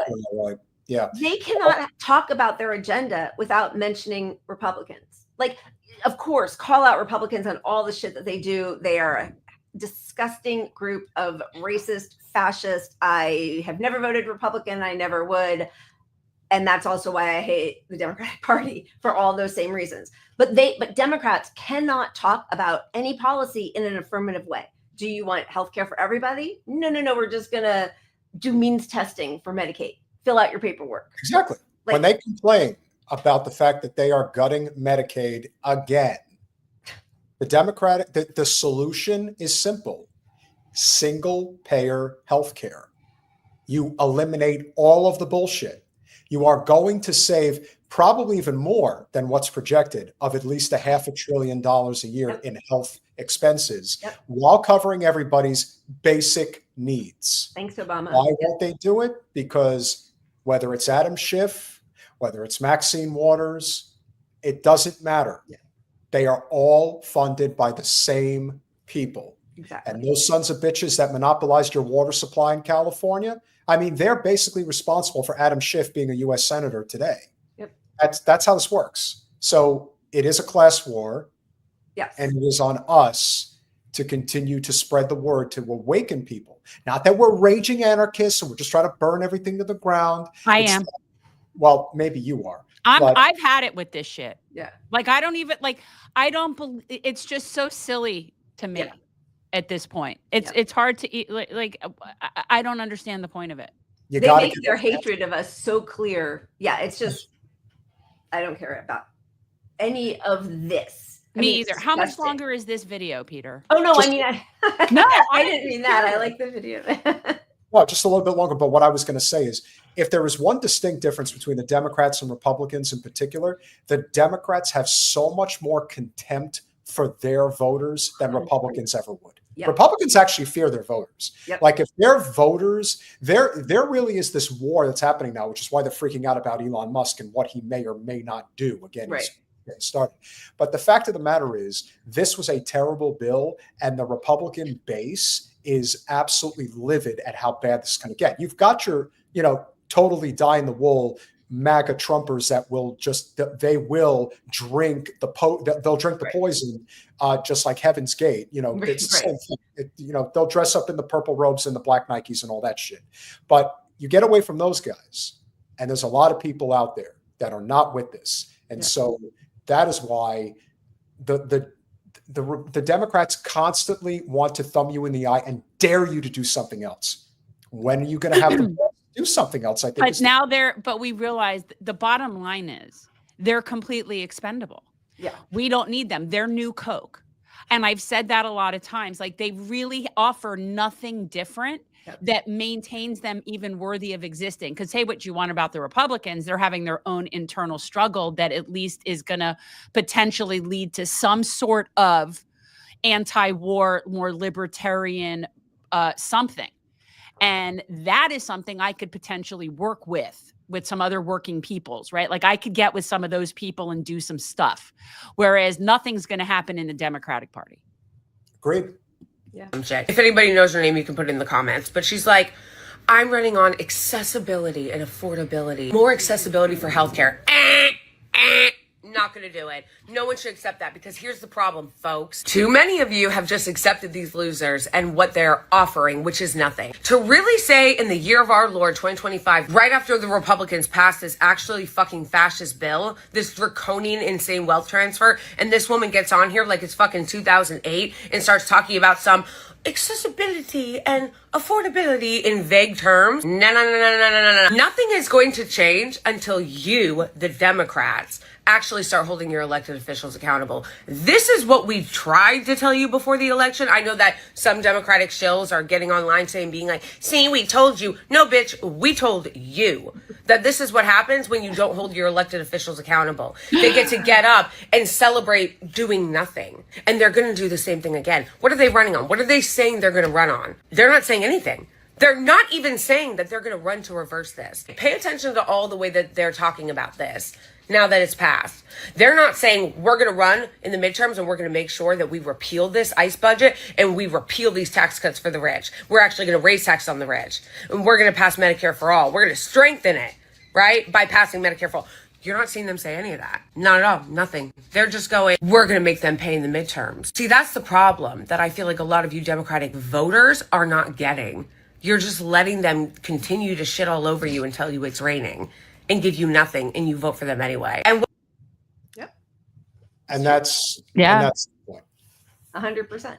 And since 2015, when I started, when the Friends started peeling away, it's like, oh, you purity testers, you left people, are you just going to take your balls and go home? And that's what the donors do, and they're fine with it. Those are the people they're always chasing, is that little slim group of people who fund both parties, but who threaten them that they'll take away the money. That's who Democrats are chasing. And the voters, the blue MAGA voters, are fine with that. That's who they want. But when we say we're not voting for your crap right-wing party, then we're the babies. Grow up, put on your big boy pants. It's only two options. Why are there only two options? Why are there only two options? A great example of that, when I was in California, I have never. He blew me off, by the way, Jen. I didn't blow you off at all here. One thing that I have to say. You're better off, Lila. You're better. No, I'm Simi just Valley. joking. Simi Valley would have been a drive, but You're only I was really there to go to San Diego, and so what I found so interesting driving on I-5 through Orange County into San Diego is that the traffic gets so horrifically bad. Yep. And yet, if you look out to the Pacific, to the west, there is a train track that is already on the ground that has been probably sitting there for God knows how long. It is not used. And I'm thinking how much of a difference this would make in people's lives that already have to spend ungodly amounts of money to live in Southern California anyway. What if you are somebody that is trying to make it in the entertainment business? Yep. That if there was a train that stopped in Burbank and went all the way down the Pacific Coast Highway, just ran parallel with it. Yeah. But that would allow a person to, let's say, live in Chula Vista or something, or some area like that in San Diego County, that would allow them to at least afford to be able to be there. Because if you cannot afford to live in a good neighborhood in Los Angeles, you're either going to live in a gentrified neighborhood that's overpriced, or you're going to live in the hood. So you decide where you want to be. I would think if there was a mass transit system in LA, that would help a lot. To the wealthy people that live in the northwest part of the city, West Hollywood, Calabasas, places like that, they don't give a fuck because it doesn't affect their lives. No. For them, it's just inconvenience, but it's not a question of whether they can afford it or not. Right. Money's of no consequence. No, And I this- always wondered why California had very particularly poor public transit. I guess it's a little bit better up in San Francisco, but it's still not great. Like, they don't have great public transit there at all. Like, there's none of those places do. Yeah. I mean, I haven't been to San Francisco in a while or used their public transit for a while, but I mean, LA is so spread out. So like New York is great. You know, you hop on the subway, although I mean, they've let that completely deteriorate, but like it has a good mass transit system. It's much smaller. It's much more condensed. LA is so huge. I used to think it was that or, earthquakes. That's why there's no subway, but now they are some subways. But it really is, it's the billionaire class. It's the Elon Musks. You know, we don't have high-speed rail going to Sacramento, San Francisco, because people like Elon Musk fight against it, the auto industry. You know, like there's always, when people are being hurt financially or any other way, you look at who did it and who's the villain, because it doesn't happen. It's not like an act of God or whatever the hell. No, it's a policy choice.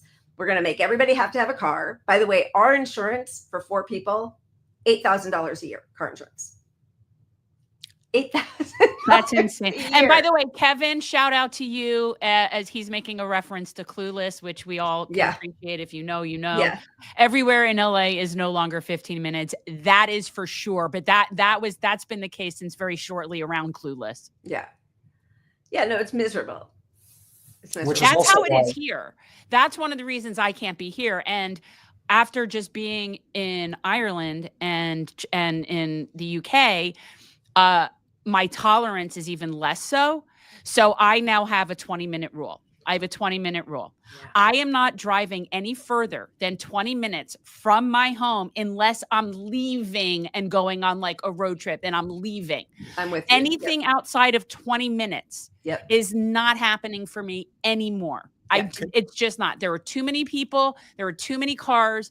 I'm not dealing with it anymore. So yeah. And ironically, I like a road trip. Like I don't mind driving. Yeah. But I'm not sitting in 20-minute perimeter. If you are outside of that, I ain't coming. Yeah. Can you imagine a community like Bel Air has to have a gate just to go into it? Like the level, I mean, LA, like many cities, but LA in particular is a great example of just how great it can be for those that have it all and how bad it can be for those who have not much of anything. Yeah. That, like I said, I think is just a reflection of this is a Democratic supermajority dominated state, and it's a hellhole. Like it really is. Because fourth largest economy in the world, and he will not say we need to tax our rich people because they're all his donors. Right after the SAG and writer's strike ended, Gavin Newsom vetoed 3 pro-worker bills that came across his desk. Because he thinks he's going to be president. Well, and to me, that's just so they really don't. They really haven't gotten the memo. He's one of those. He's very Clintonian. Yes. Like they really have this '90s like suave politics that nobody's buying your shit anymore. Yeah. And at the end of the day, he actually would have an infinitely better chance if he did any of the things that were pro-worker things. Yep. So yeah, he's one of those like Whitmer, please run. Yeah. Please run, because you have not a chance. The first jailer should be him on that rug in the gold apartment with Laura Trump. Yeah. Well, that's also why I think people need to understand that the exodus from the Democratic Party is going to become greater and greater, because even if J.D. Vance is our next president, the Democratic Party is still not going to learn anything.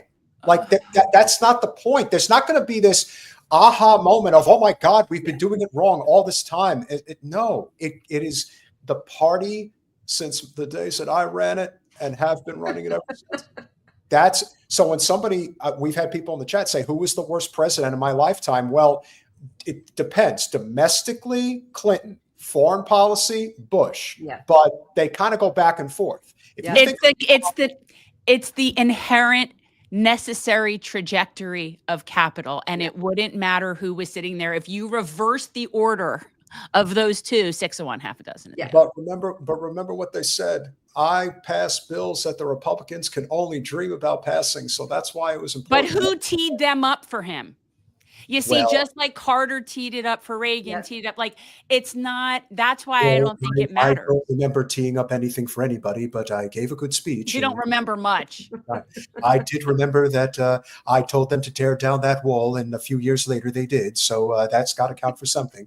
But I did the job I needed to do to convince the American people that NAFTA was a good idea. And that's why I passed it and screwed all the workers. God. Actually, that was pretty good. That was pretty good transition from those few. Yeah, that's a lot. In the end, did a lot in there. That was good. Yeah. Well, listen, if I ever went to, the Improv in LA, like that's just kind of what I would do. Yeah. Because in the end, all you could do is just laugh at this shit, because it's pathetic at this point. Like anyone who's living in fear, you live in fear when you don't know, when you have no idea what's going on, when you have no clue what the problem is. If you don't know what the problem is at this point, then you're just willfully ignorant. Travers, the problem with J.D. Vance is he's like one of Peter Thiel's lizard people. Yeah. So it's essentially you're having Peter Thiel AI kind of android situation. So that's a problem. Posthuman. He's a posthumanist. Right? He's you know what I mean? Yeah, fine with the human species dying off. Accelerationist, Armageddon. I mean, it's like the Bible thumping Zionists. It's the same deal. Like they are welcoming the end of the world so they can reap all the benefits, because billionaires think they will live forever. Right. Yeah. Right. Speaking of willful ignorance. I don't even know. That's a broad category, but yeah. Yeah. I mean, at this point, I do think that there's a lot of there's genuine honesty coming from people that are very concerned about what went down last night and the fact that Trump is meeting with Netanyahu as we speak. You cannot, I don't know anybody who could hear the message from Kash Patel and Dan Bongino that Epstein did not have a client list. He was not part of Mossad, and he didn't commit suicide, even though it has been proven beyond any doubt that he most certainly was Mossad. He met with the former prime minister of Israel 36 times over the course of 4 years. That's well documented. Yep. He is somebody who had a private island that there are flight logs to that involved underage sex trafficking, that his main accomplice is serving 20 years in federal prison for doing just that. And if that's not enough. But let me say this, though. What difference does it make if he's officially Mossad or he's just an asset of theirs? Like, I don't understand why any of that matters. He was definitely, that whole operation was part of their leverage. Right.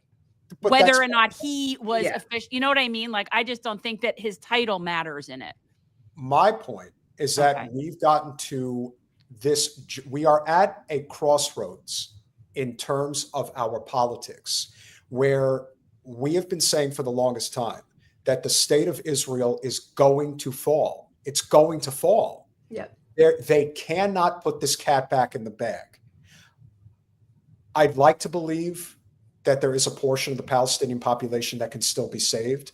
We know for sure that at least 400,000 of them have been mass murdered, and probably 200,000 children have been mass murdered. And again, when people say, well, how do you know that? It's like, because the Harvard study showed that there's at least 377,000 Palestinians that can't be accounted for. Well, first of all, I've been saying that. I have been saying we're at 500,000 people easily. And the idea that, and this is something that should terrify everybody. If I'm the person that's calling the numbers, we're in deep shit, people, right? Like, I should not be the person that's calling that. But unless we all believe we're watching the same person get murdered over and over and over and over again, then it doesn't take a rocket scientist to see the numbers. No, and it's not even just who's already been slaughtered, which we know. And the Lancet came out probably 8 months ago now saying at least 300,000 people. Yeah.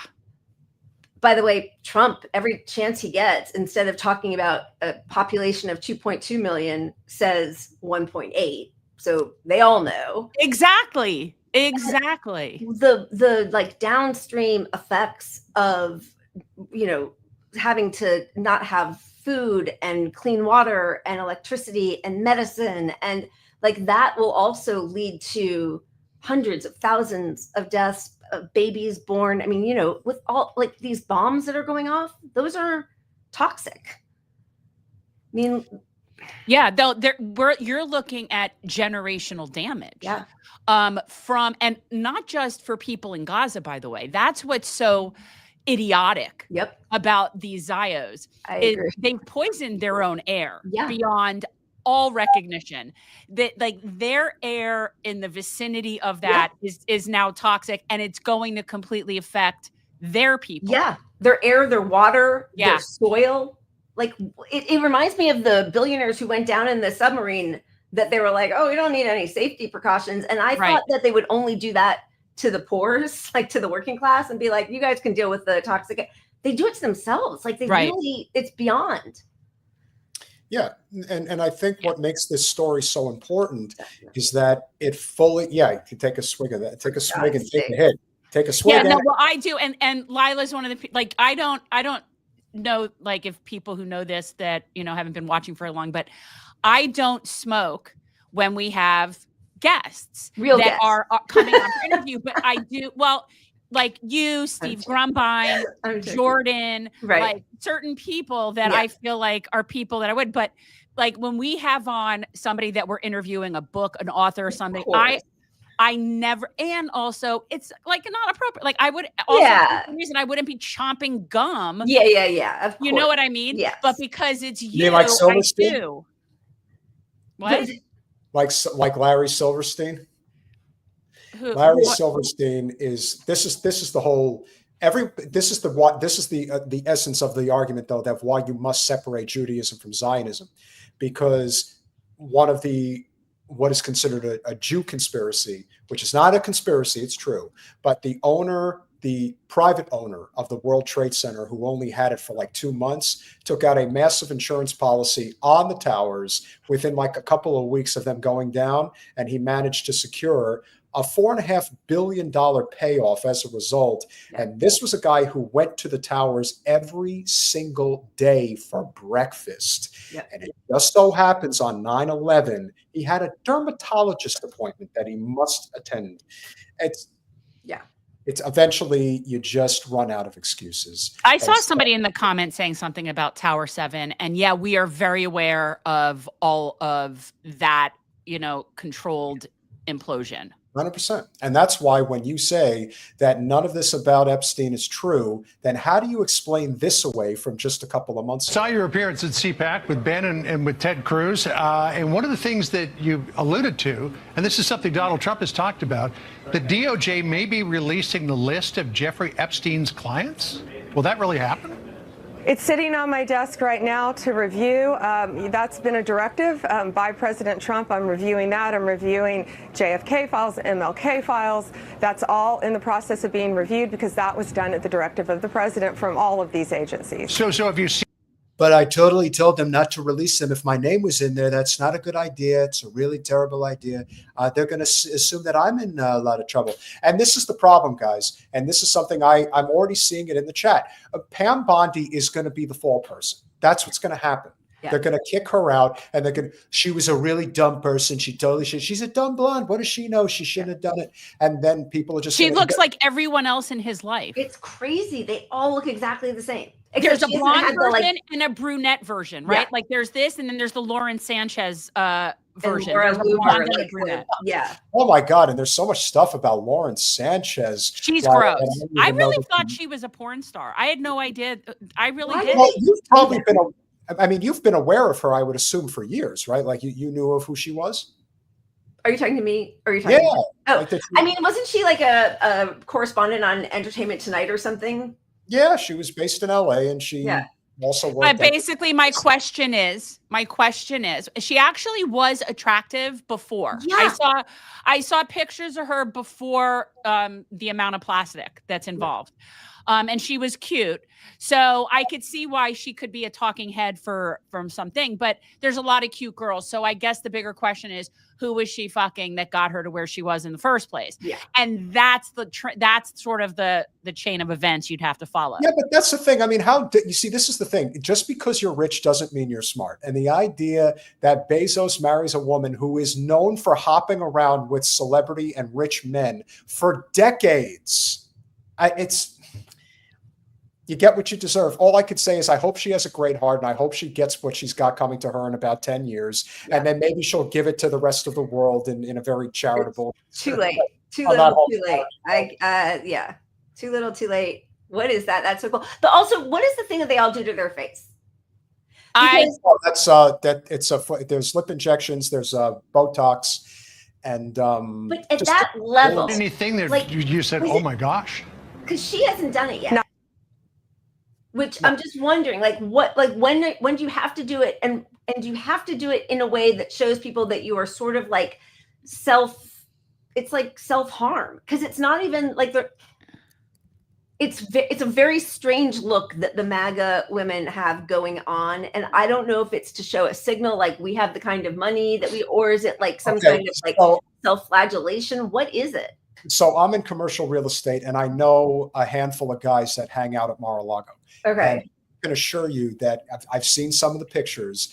They look just as fake and just as plastic. The men. All around. Yeah. I mean, look at Matt Gaetz. Like, he has that same, like, Joker face thing. Yeah. Like, but I feel like it's some kind of culty thing that they're all going to somebody who, like, I thought the point was to make whether it works or not, whatever, but, like, maybe they're not trying to make it look. Okay, so Lila, did you remember Death Becomes Her, right? Yes. Okay. So, and let me tell you, as somebody who, my mom, her whole life was an Ingrid Bergman fan. Her car was named Ingrid. So Isabella Rossellini has always been like way up on my food chain. And so, and her role in that, like I could picture somebody like that, whatever these people are drinking, it's the same Kool-Aid. It's freaky. It's like Jocelyn Wildenstern or whatever her name is, that lady. But she was a cautionary tale from 25 years ago. It's just weird that there's like a resurgence of that type of plastic surgery. Yeah. It's all the same procedures. Yeah. They're getting like bulk discounts on the procedures. Yeah. Because it's this and it's the cheeks and it's the lips. Yeah. Let's finish this clip out. Right. That's been a directive by President Trump. I'm reviewing that. I'm reviewing JFK files, MLK files. That's all in the process of being reviewed because that was done at the directive of the president from all of these agencies. So have you seen anything that you said, oh my gosh? Not yet. Okay. She must really have access to that pertinent information. I've seen stuff that, makes me say, oh my gosh, and I'm just out here on my own. Crazy. Well, I believe this is from earlier today. Thousands of videos of Epstein with children or child porn. And there are hundreds of victims. And no one victim will ever get released. It's just the volume, and that's what they're going through right now. The FBI is diligently going. Diligent. They're diligently. They're working overnight. They're on like second and third shifts. Tirelessly. They're working tirelessly. They're working tirelessly. I mean, I think it's safe to say that we're not going to, we will find these things. To me, once Israel is no more, and it's like in sort of like the trash bin of history as like a relic of a failed state, then we might get the kind of information that links the Mossad to all of this kind of crap, right. Whether it's Kennedy or Epstein. Yep. So thank you. Yeah. So that's what I think. I think we're not going to really know so long as Israel is still part of empire. And that is the point, Lila. And that's why, I don't know. Are you familiar with James Lee? Do you know who he is? Yeah. Of the guy, he's friend of the show. He does amazing work. And he explains very briefly in this Instagram clip exactly why this is such a significant issue. It isn't so much about Epstein. It's about Israel. That's the story here. This is a test. One could say it's the ultimate test to see if you're going to believe anything that this administration says.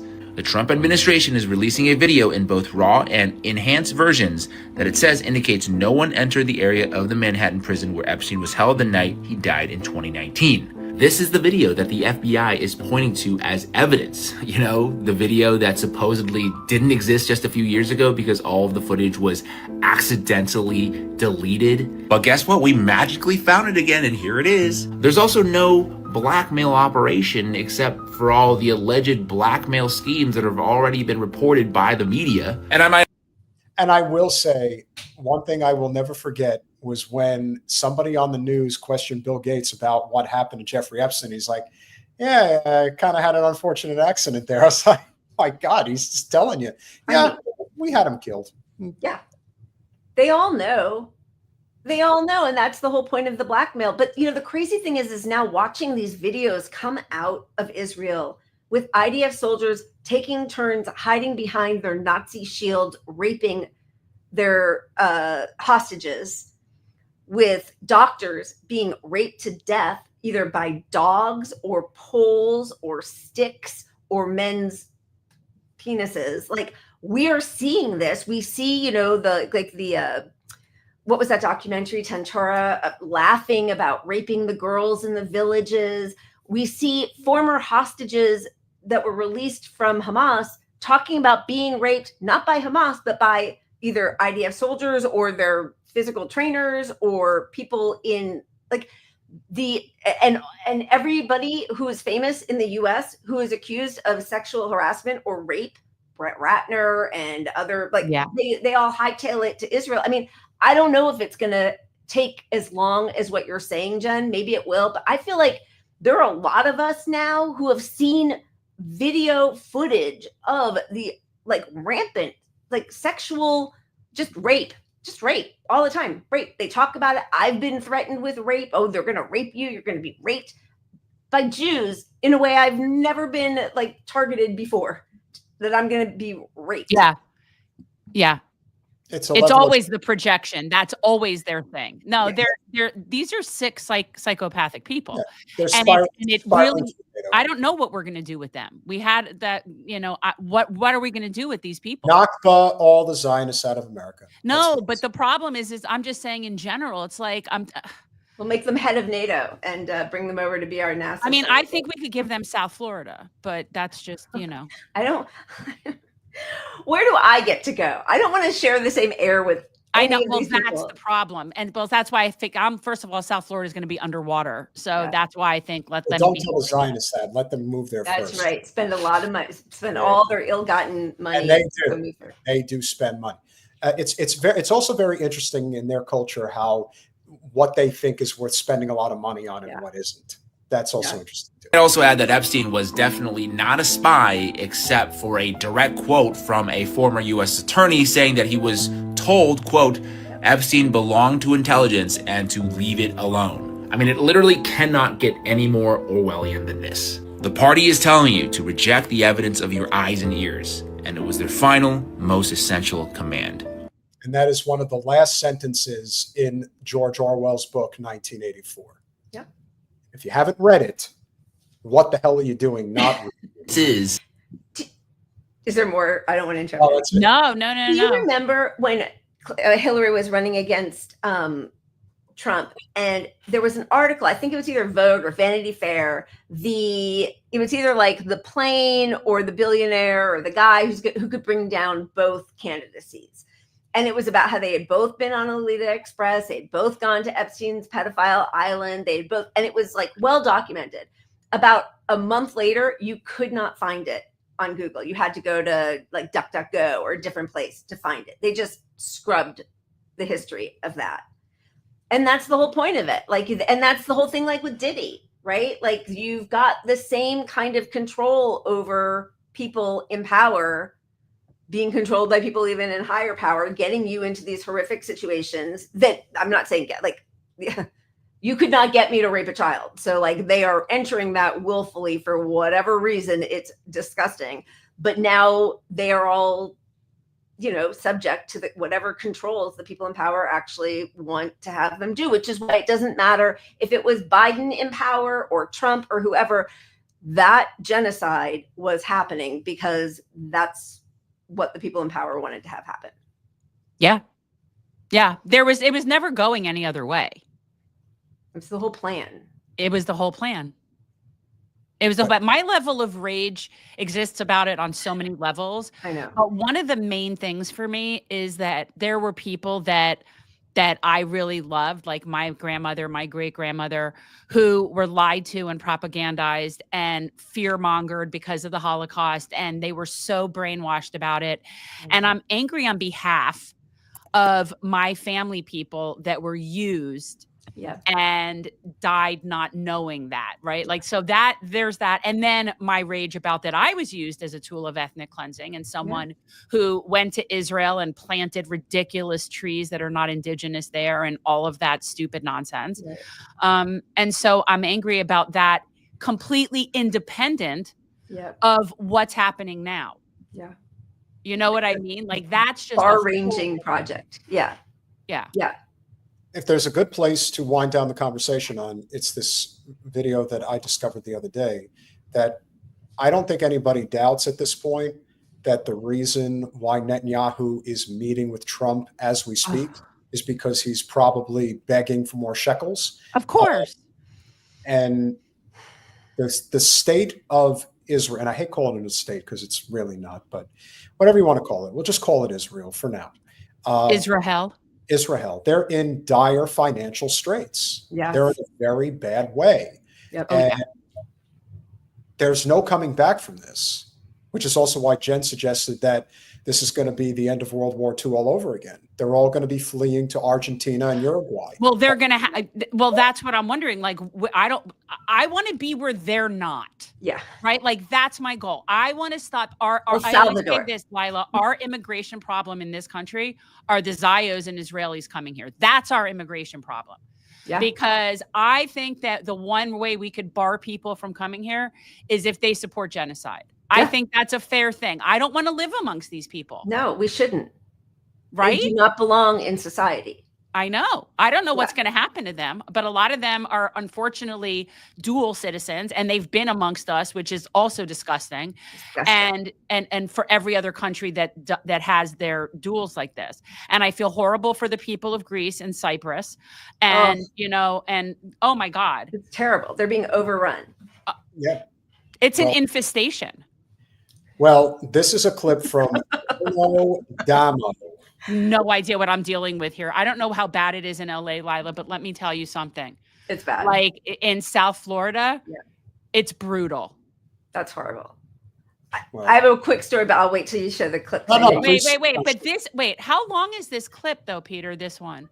I don't know. I asked Colin to just cut it down. It was like 13 minutes. I know. Okay, yeah. I hope it's not too long. I feel like the clips are too long, but this is a key point that I want people to know, and I think it's important, and it has not been being discussed about one of the ways that Israel is really suffering, and it isn't getting enough attention for obvious reasons, but this is a problem. 3 minutes and 30 seconds. So all right. Well, we can just let him explain because we don't necessarily need every detail of it, but put it up there and let's just see. Yeah. Right. So you don't need to sink a ship to scuttle an empire. Sometimes all it takes is hitting the dock Just 12 days, Iran didn't storm Israeli territory or unleash an army, simply aimed its missiles at the heart of Israel's economic hopes and dreams, which, foremost amongst those looking forward to their future, happened to be the port of Haifa. Iran turned a bustling port into a smoking liability as a result of Israel's unprovoked attack on them, and with it might have sent Israel's dreams of becoming the Mediterranean keystone of global trade spiralling into the sea. Where we observed strikes on Israel's main oil refinery and thought that was a costly blow to Israel, real economic damage, arguably the biggest blow Iran delivered to Israel of all, was one that wasn't immediately obvious. Hitting Haifa wasn't just a counterstrike, it was a cold recalculation of power, one that left Israel scrambling to count its losses, allies reconsidering their routes, and rivals lining up to inherit the spoils. Iran's recent strikes on Haifa marked more than just a military response to provocation. It's turned out to be a devastating geopolitical maneuver with far-reaching consequences.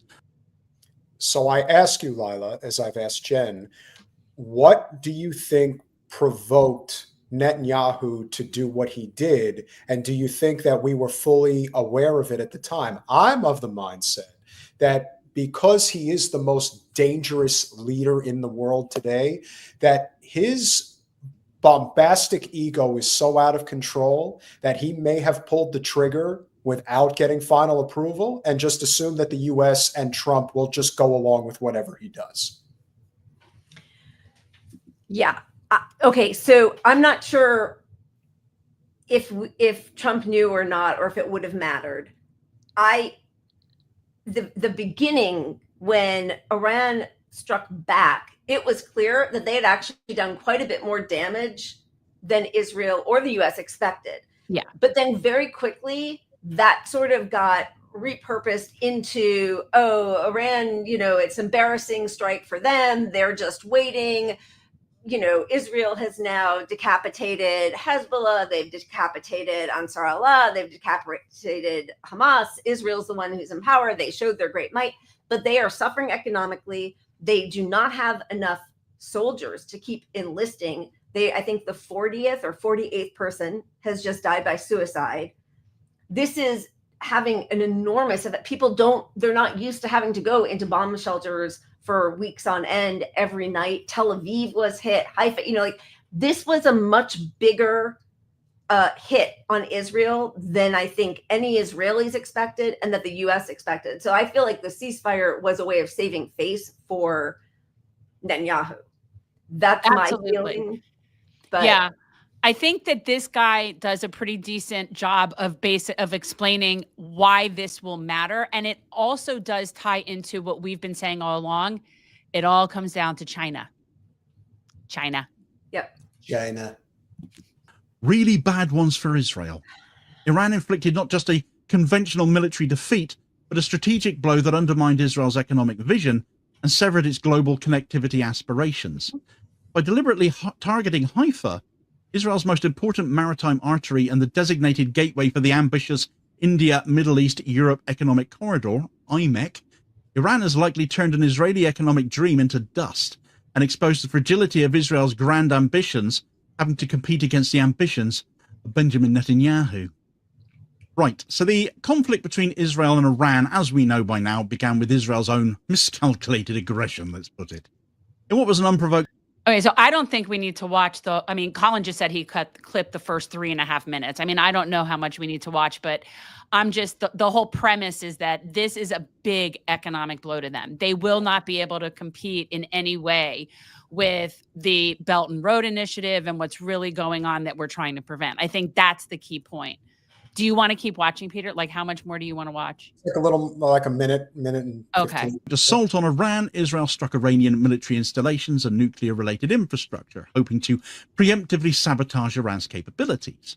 But the retaliation it provoked from Tehran was not of the crude scattershot variety at all, grossly underestimated as the Iranians were. Instead, Iran responded with a surgical strike strategy, hitting not just military targets, but critical infrastructure that form part of Israel's economic connectivity agenda as well. Iran's targeting of Haifa wasn't just punitive, it had a significant knock-on effect, you see. What it has done is fracture Israel's credibility, isolate it economically, and destroy its ability to present itself as a stable logistical partner to other nations, namely India, various Gulf states, and Europe. You see, when Iranian missiles struck the Bayzan oil refinery, producer of all of Israel's diesel and a significant portion of its petrol, causing massive explosions and fires, along with other strikes across the port, Haifa was no longer seen as safe. Power stations servicing the port were disabled, plunging the surrounding area into darkness and disrupting cargo operations. Key shipping infrastructure, including loading cranes, container storage and customs facilities, were either obliterated or rendered inoperative. Many ships on their way to Haifa turned away and went elsewhere. These strikes, therefore, turned Haifa into a high-risk port in the eyes of global insurers. Yeah. That's a big part. It's a problem. And I would like to, and I'm not, I kind of am one of those I told you so people. I kind of am. I wish I weren't, but I am. Yes, you are. Okay, I am. But we could go back to, I don't know how long I've been saying this, that if Israel goes at Iran, they're going to take out Haifa. And that to me made the most sense as to what they would do. And I had no idea even about that whole story about the railway and the whole thing. Not that, just knowing that it's a very big port city, right? And that they absolutely could reach it. And so that was always the thing. And yet here we are. Yep. Let's finish it up. Shipping magnates, and the ramifications were immediate. Commercial vessels were rerouted, insurance premiums went up, and shipping volumes plummeted.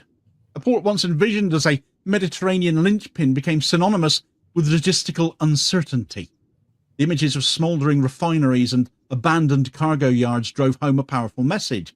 Israel was no longer a safe or strategic choice for trade. All of this bad enough in and of itself, you might be thinking. You might also be playing the world's smallest violin at this news too. But it gets a lot worse for Israel yet. And it's gonna keep getting worse. But yeah, that's the gist of it. And obviously that's not getting coverage. No, not at all. Not at all. That our colonial project in the Middle East to keep the bad Middle Eastern Arabs at bay and control what do they say? Oh, Israel has the misfortune of being in a really bad neighborhood. Fuck you. God, the words, the blithe way that people just spew the racism. It's just unbelievable that it's allowed. It's disgusting. The caucasity. That's what I call the caucasity. Caucasity. Yeah. Well, I keep saying that it's basically becoming a spiraling tornado. That's what this is turning into. And one of the things that I think people should remember in regards to this meeting is that Trump has stated that he will impose an additional 10% tariff on countries that align with the anti-American policies of the BRICS Economic Alliance. Yep. So basically what he's saying is we are going to take on China, India, Russia, South Africa, and Brazil. Yep. I don't know about you, but that seems pretty stupid. Okay, it's 55% of the world's population, and it is also the majority of GDP. You are so out of your element, Donnie. You're out of your element. And we create nothing here except for war and police state. And our people, 60% of our people in the US are basically barely able to survive, right? So that, as we are funneling money to bomb the rest of the world and create wars that don't need to happen, our people they need to contain all of us also. And I don't know how many alligator Alcatrazes and cop cities they're going to be able to build fast enough, but this is going to be a real problem. And today, the ICE agents came and stormed into MacArthur Park, which is a really lovely area downtown. It's this huge park.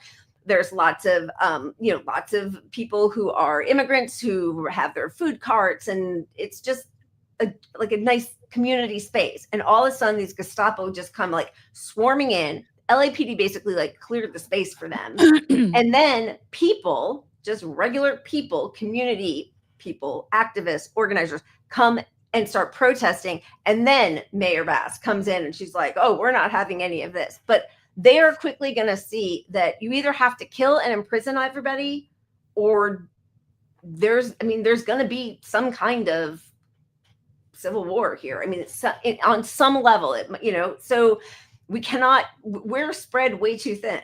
just defending Israel. How many, billions of dollars have we spent blowing up the missiles that were lobbed at them because their Iron Dome doesn't work? I mean, like, I think that this is where I start feeling very revolutionary, right? And like, we need to Black Panther this shit. And the way that this needs to be is we need to be forming small sustainable areas, retreats, people come together. And yeah, they need to be armed and they need to be protecting our people in the streets from the thugs. And that is where this is going. And it's not going to happen because we keep asking politely. So at the end of the day, we need to have people that are standing up capably within the system, and that's the revolution. And it is somewhat like a civil war. But yeah, I mean, this is not going to stand. No, it's unsustainable. I mean, they are actively fighting against us. There has been class war now for, millennia, but certainly the last 4 decades for the people in power against us. We had a guest on, Gwen C. with LC with long COVID, and she works a lot with mutual aid and alt UBI mutual funds, so that because there's no way to have a general strike or to, the thing of like, put your hands in your pockets, Bill Hayward, right? And like shut down capital. They can't steal our labor if our hands are in our pockets.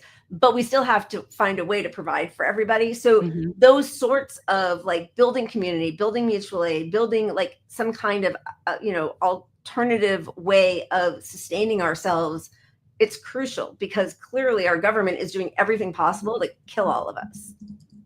They hate us. They hate us. They do. And it is our job to, as Thomas Jefferson once said, if it comes to it, form a new government. And that's what we got to do. I just think we need to be, we would talk about those militia groups, right? Like they're so out there, they're so, and they are. Yeah. They are. But that concept is where this is headed. Yeah. Where we're going to need to form like Lord of Enclaves of people that are going to protect our people. Yeah. And it's in all different ways, right? In all different ways. Yeah. But I've seen cases where ICE agents have been blocked and have been pushed away. And that's what needs to be happening. And, first of all, I really do question the legality of any of it to begin with. There's a lot of constitutional violations that are happening just from having unmarked, masked people picking people up, like kidnapping people. Kidnapping people. It's seemingly a problem. Now, whether or not we'll ever see accountability for any of that, I don't know, because there is no rule of law anymore. I feel like we're just completely rogue. Like there's no rules. No. It doesn't matter. We can go to Congress. No, it's over. No, we are. It's like turning into Escape from New York. Like that's kind of what it's turning into. And so I want to build compounds. Yeah. That's what I'm trying. I'm like looking our own Bel Air. What? Our own Bel Air with the gated yes, but in places and that's part of like what I'm trying to do with like I'm trying to get some land. I think there needs to be different locations. I think we need to have retreats. I think we need to have training. I think we need to have all sorts of like the ability to form coalition and cohabitate and cross-pollinate and learn all these things.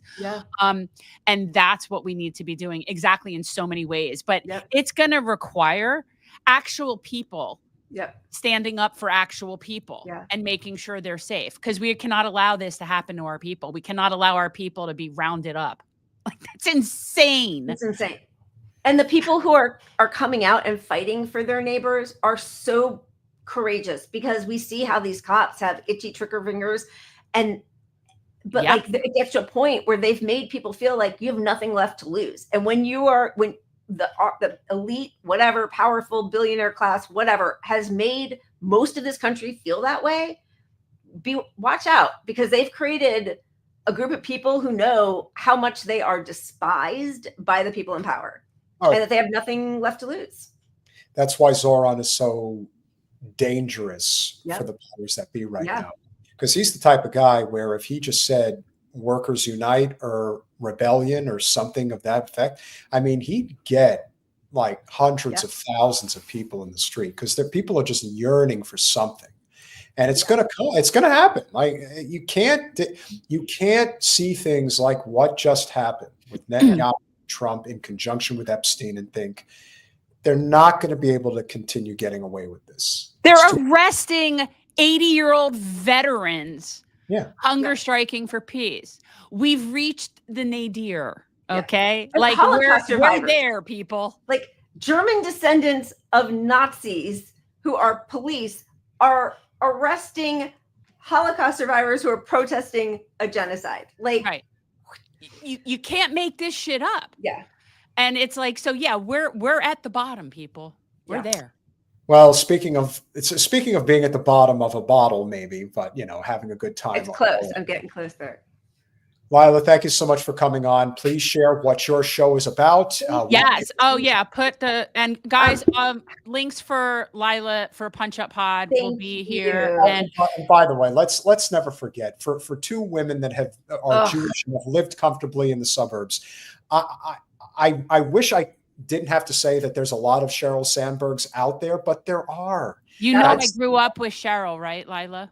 Well, I feel like did you guys come on our show right after she did that? Because I feel like that's because we were talking about it. Yeah, possibly. That was so heinous that she could even say those words as billionaire, Zio. Well, we did.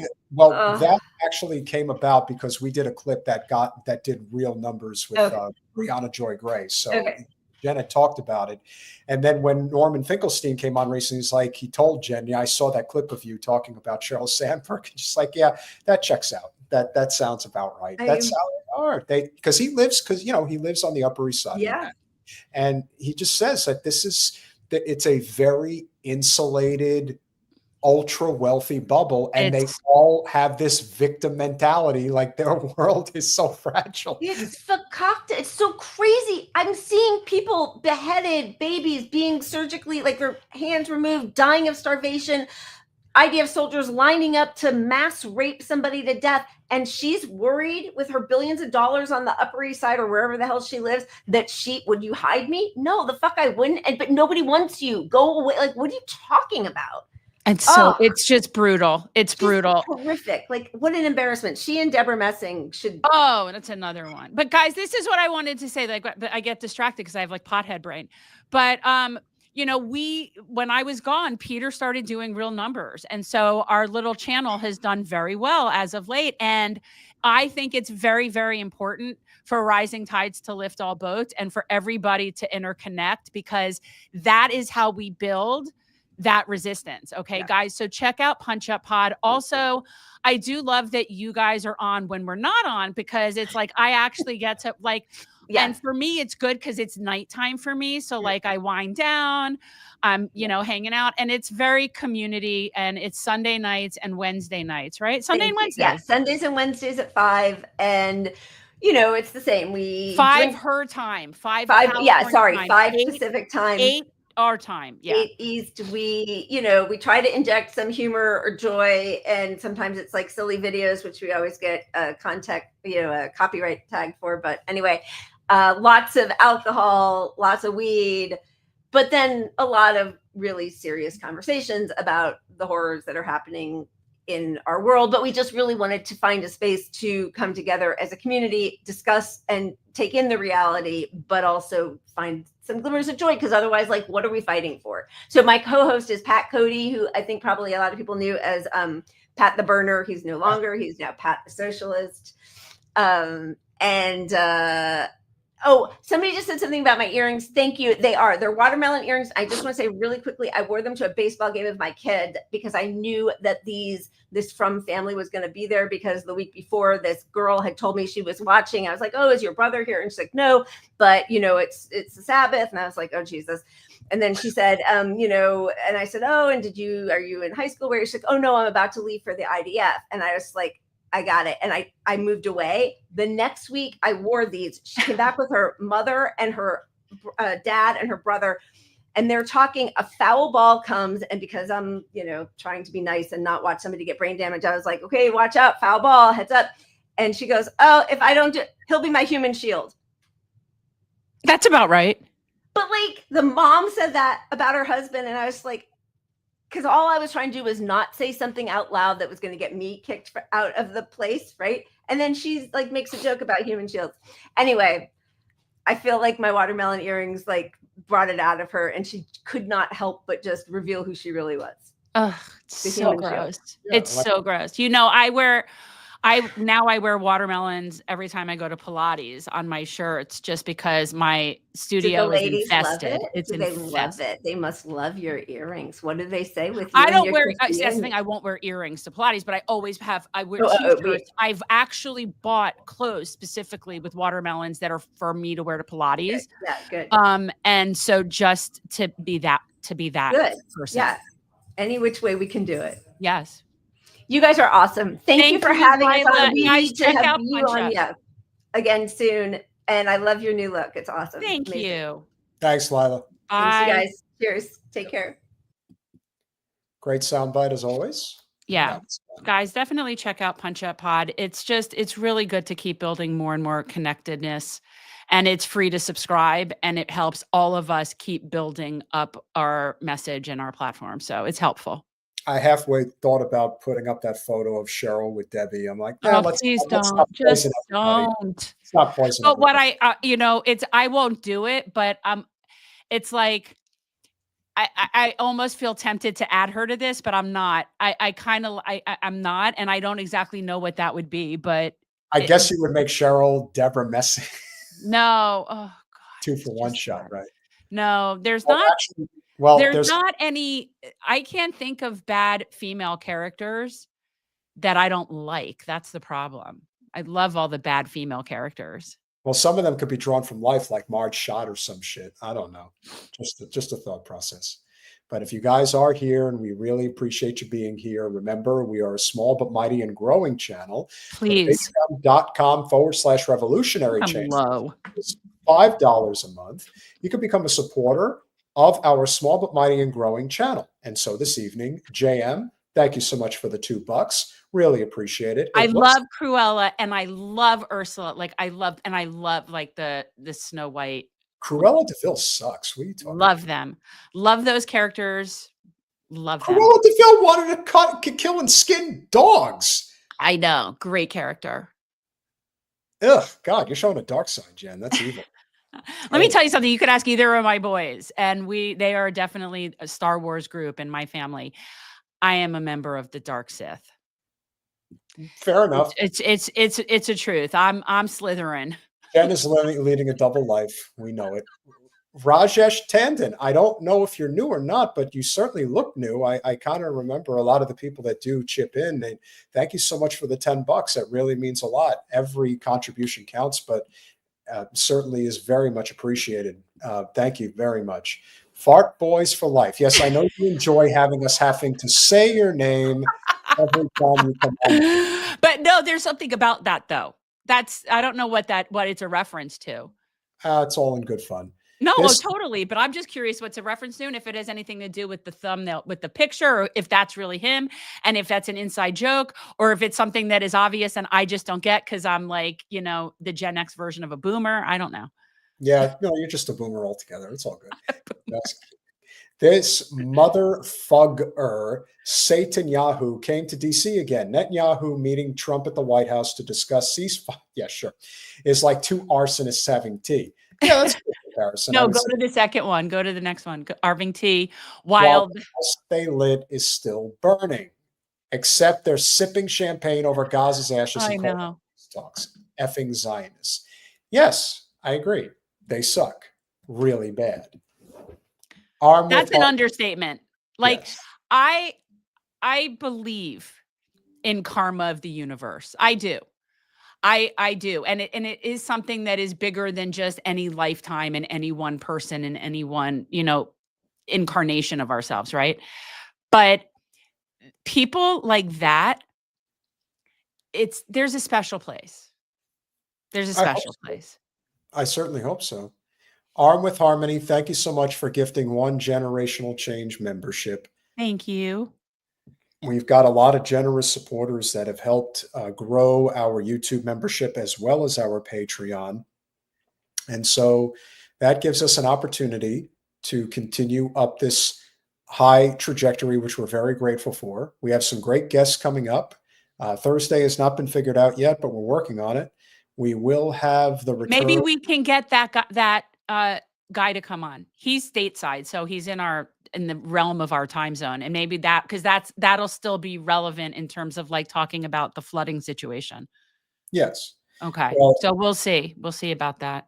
Yep. No, I think that'd be great. We are also going to have we have Wally Rashid, I'm sure you, or Rashid, R-A-S-H-I-D. Rashid, I guess Rashid is how you would say it. So anyway, Wally Rashid is going to be our guest on the... Is it Rashid or Rashid?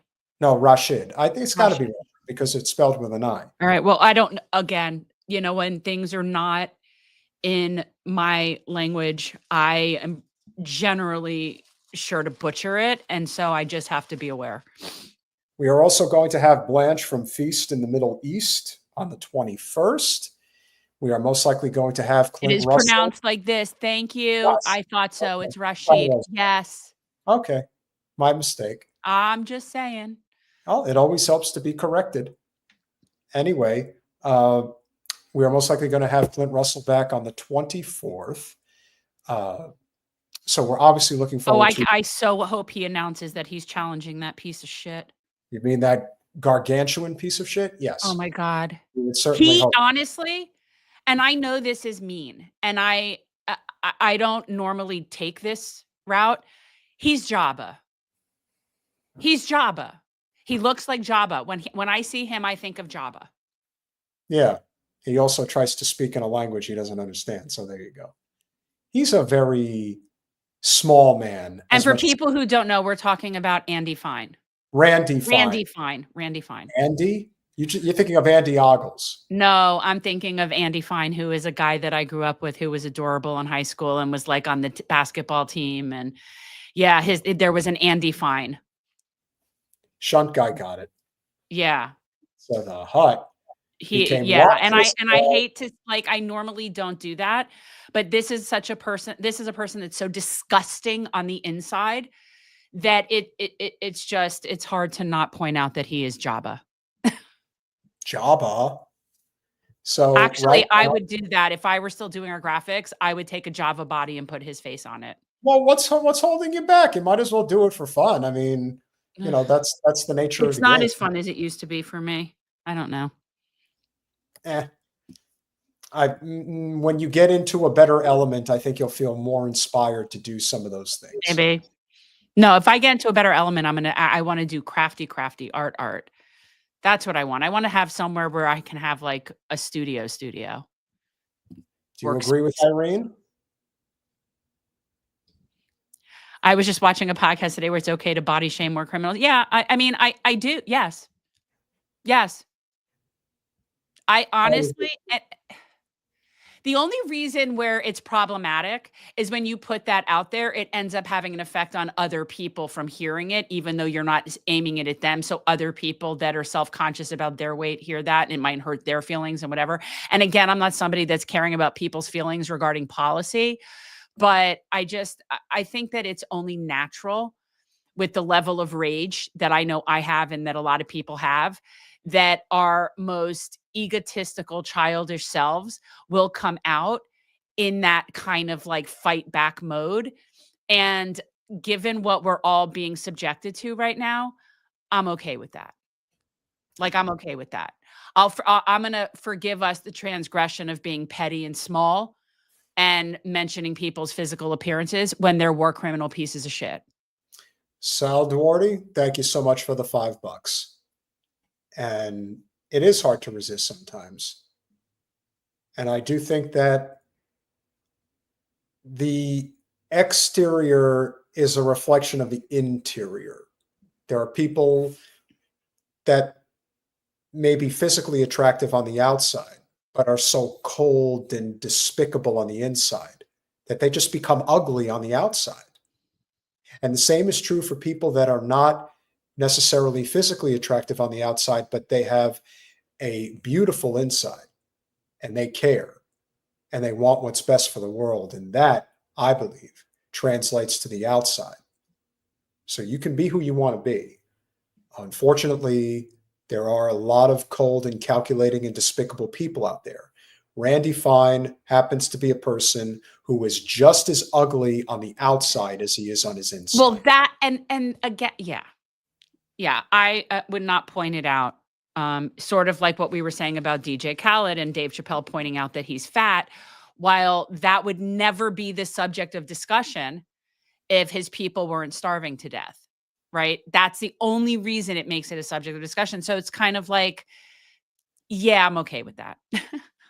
Smash that like button, share, subscribe, do all those things that we ask you to do. We appreciate you all. It's always great to have you here. The numbers are solid. Let's keep them going. We'll see you Thursday. And Free Palestine. have a good night, guys.